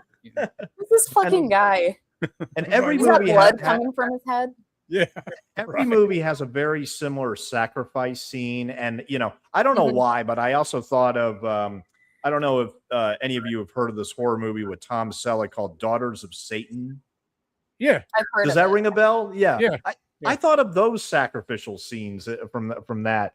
That's a weird movie, by the way. It's Tom Selleck's first movie, made way in 1972, and he actually has a Magnum gun. Oh, ironically enough. Ironically enough. I mean, that's the thing. I think the only thing that hurts this is here again the deja vu. I was also just a little exhausted by it all at the end. But I mean, it's the bottom line is the fact that it is a major step up from the third film. I think I'm willing to forgive it for being deja vu and everything. And like I said, cinematography is still top notch. Visuals are fucking great. Yes, yeah. I mean totally. Series, I think There's one shot in particular of the blind dead that's toward the end of the film, and it's like I got it in the clip, but like they're really kind of close up. I don't know. It's like probably my favorite shot of them on a horse in this film, even more so than Tombs. And Tombs was amazing when I first. Oh yeah, totally. Mm-hmm. But yeah, man. And another thing I'm grateful about is that unlike the second film, I don't know if you noticed this with the second film, that one reused a lot of shots. It did. It did feel like it reused a lot of shots. Yeah, and but the fourth one, they use a lot of the shots from Tombs too, right? Yes. Mm-hmm. Yeah, but this fourth one, I mean, it managed to mostly avoid that. So here again, another plus. Another plus. Oh yeah. Yeah. Well, yeah, man. I don't really have much else to say. I guess I could mention Maria Costi. She was a reality music TV on a music TV show. Yeah, called Escala. She's known for that, and then she was in Night of the Sorcerers. She's in that as well. Vengeance of the Zombies, which was written by Paul Naschy. Director was Leon Klimovsky. So I will be checking that one out. Definitely. And then you got Sandra Mazarowski, which is Lucy. And I found out something crazy about her. So she died in 1977.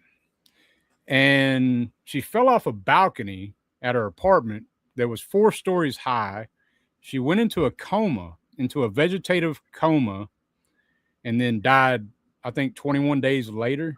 Holy shit. And there was rumors of suicide, but then there was this other rumor that she was with the king in that area, and he had gotten her pregnant. So there's like this whole conspiracy theory that somebody might have pushed her while she was flowering her plants. And I was like, oh my God.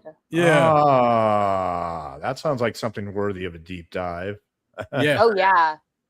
Totally. So I was tripped out. But rumor that she threatened the royal family for being pregnant. So and there was another actress that kind of protected herself though. She took pictures or something. I don't know. Check it out. Check out that story. It's pretty wild. That's insane. And she must have been really young too. Yeah. I mean, because her name's Sandra Mazarowski. She was in another film called Beatrice in 1976 and another film called School of Death in 1975. Okay. So I will be checking her other stuff out because she's got a great look for these films, you know. But yeah, that tripped me out. That threw me off. I was like, what? Yeah, that is insane. Yeah. But no, this is all around, like, I would say, I don't know, man. It's a damn good series. Oh, absolutely. It's solid. It has its low moments, but I feel like they're so far and few in the series overall. Oh, yeah, totally. Yeah. Yeah. Yeah. Mm-hmm. And I like that. I mean, we've mentioned it already, but that there's the central, villains of the Knights Templar, and that they kind of tweak the myth with every movie. So it does feel like it kind of keeps it fresh, and that it's not exactly predictable. Even if some aspects are reused, we get like totally new stories with each movie. Yeah. Right. Absolutely. Mm-hmm. And I think what he's created is pretty damn epic, man.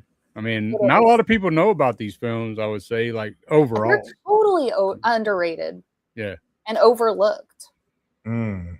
And it's weird too, because like we were saying earlier in the episode, that he's kind of on the level of Paul Naschy and Jess Franco, who are much more well known. Right. Yeah.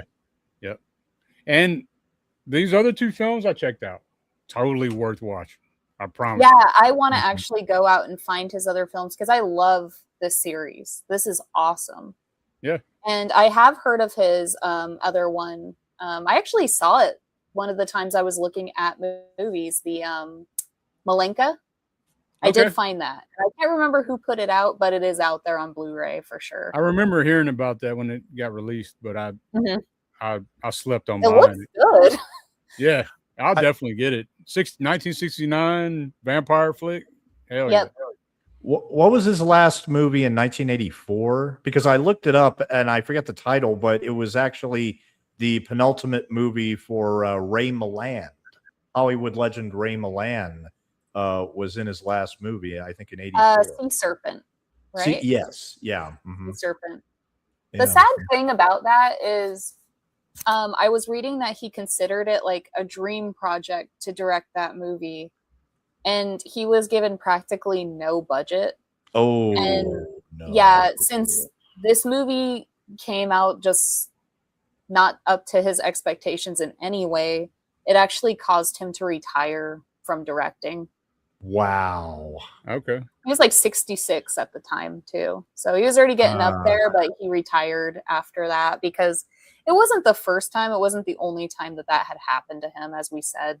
Even with these movies, like, he was kind of fucked over. Right.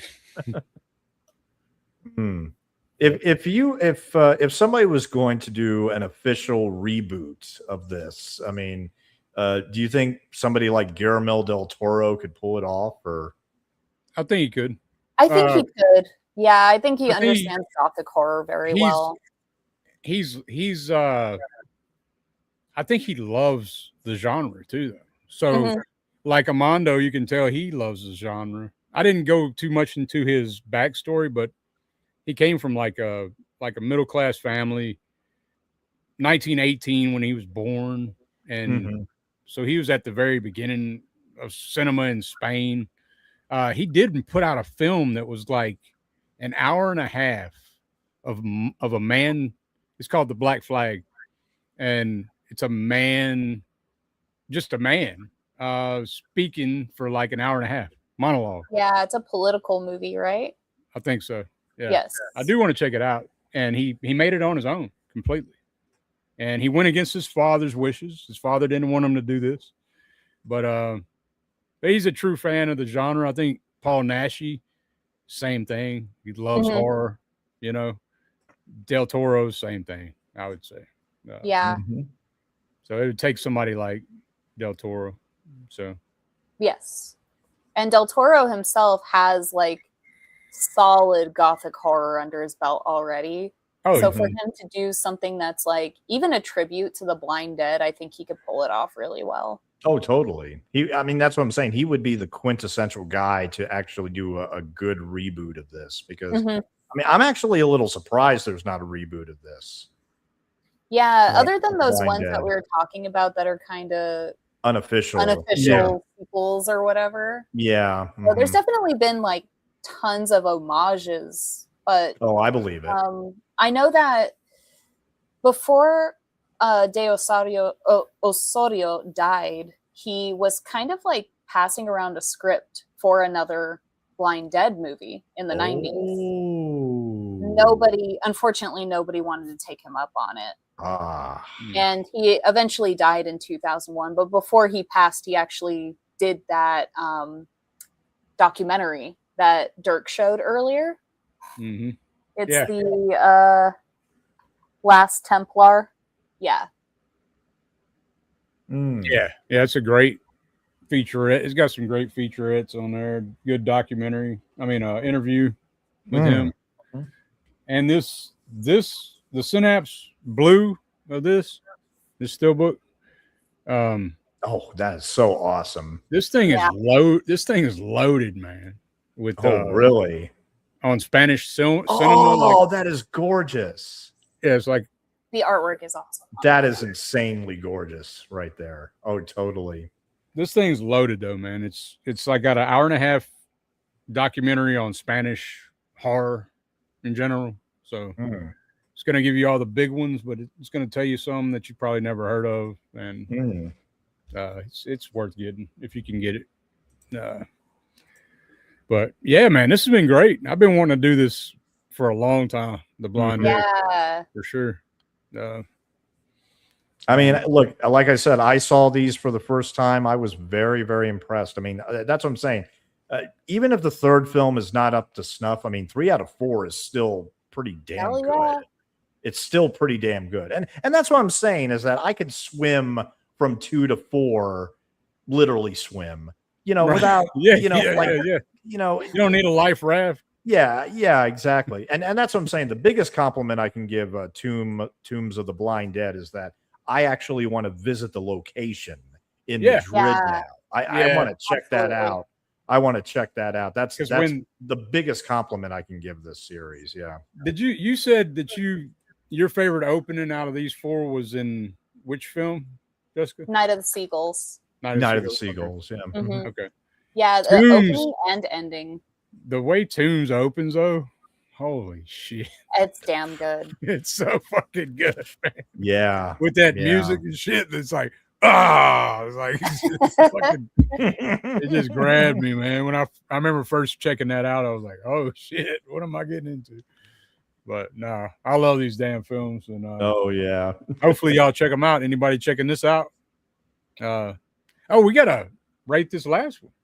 What'd y'all give it? I would give it a 7 out of 10. That's me. 7 out of 10. 7 out of 10. Because it brings it back to form, and it's just solid all around. Even though there's some recycled ideas, it just still manages to captivate and still do something a little different. I think it's a good balance between like the craziness of Return, the gothic atmosphere of Tombs, and the what the fuck of Ghost Galleon. Yeah. It's a really, really good, solid balance, especially just to like put the final nail in the coffin for this. But yeah, 7 out of 10.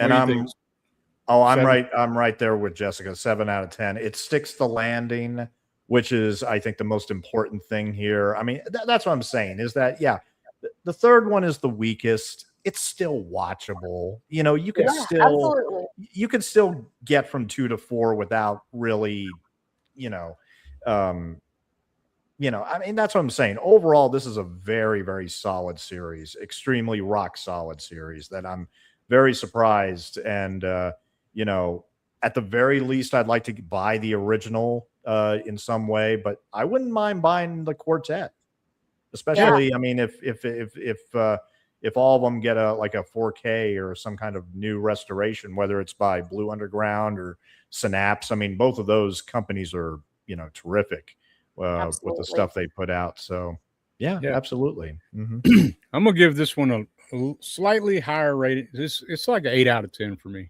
because the cinematography, the imagery in this one is just, I like that. I don't know what they're doing with the lens in this one, but I dig it. Like you're in a damn dream kind of the whole time when you're watching. Yes. But no, absolutely. I like the story too. Like with the idea that the women that are sacrificed are going into the seagulls and the seagulls are screaming. Yeah. That shit fucking, that's different, so. Yeah. And then afterward, the crabs are pecking. Yeah. And I thought that shit was real. Crawling all over them and everything. I thought it was real too. That's so crazy. I don't think those are real crabs. Yeah. But at the same time, they look real enough that I can totally buy them. So they did their job. They did their job. They did. Definitely they did. They got paid well. Yes. Hell yeah. Well, man, I guess we're gonna get out of here. Is there anything y'all want to mention? Recent pickups? Oh yeah. Okay. Yeah, recent pickups. Yeah. Okay. All right. I will do that. Come a little closer. Wanna try me?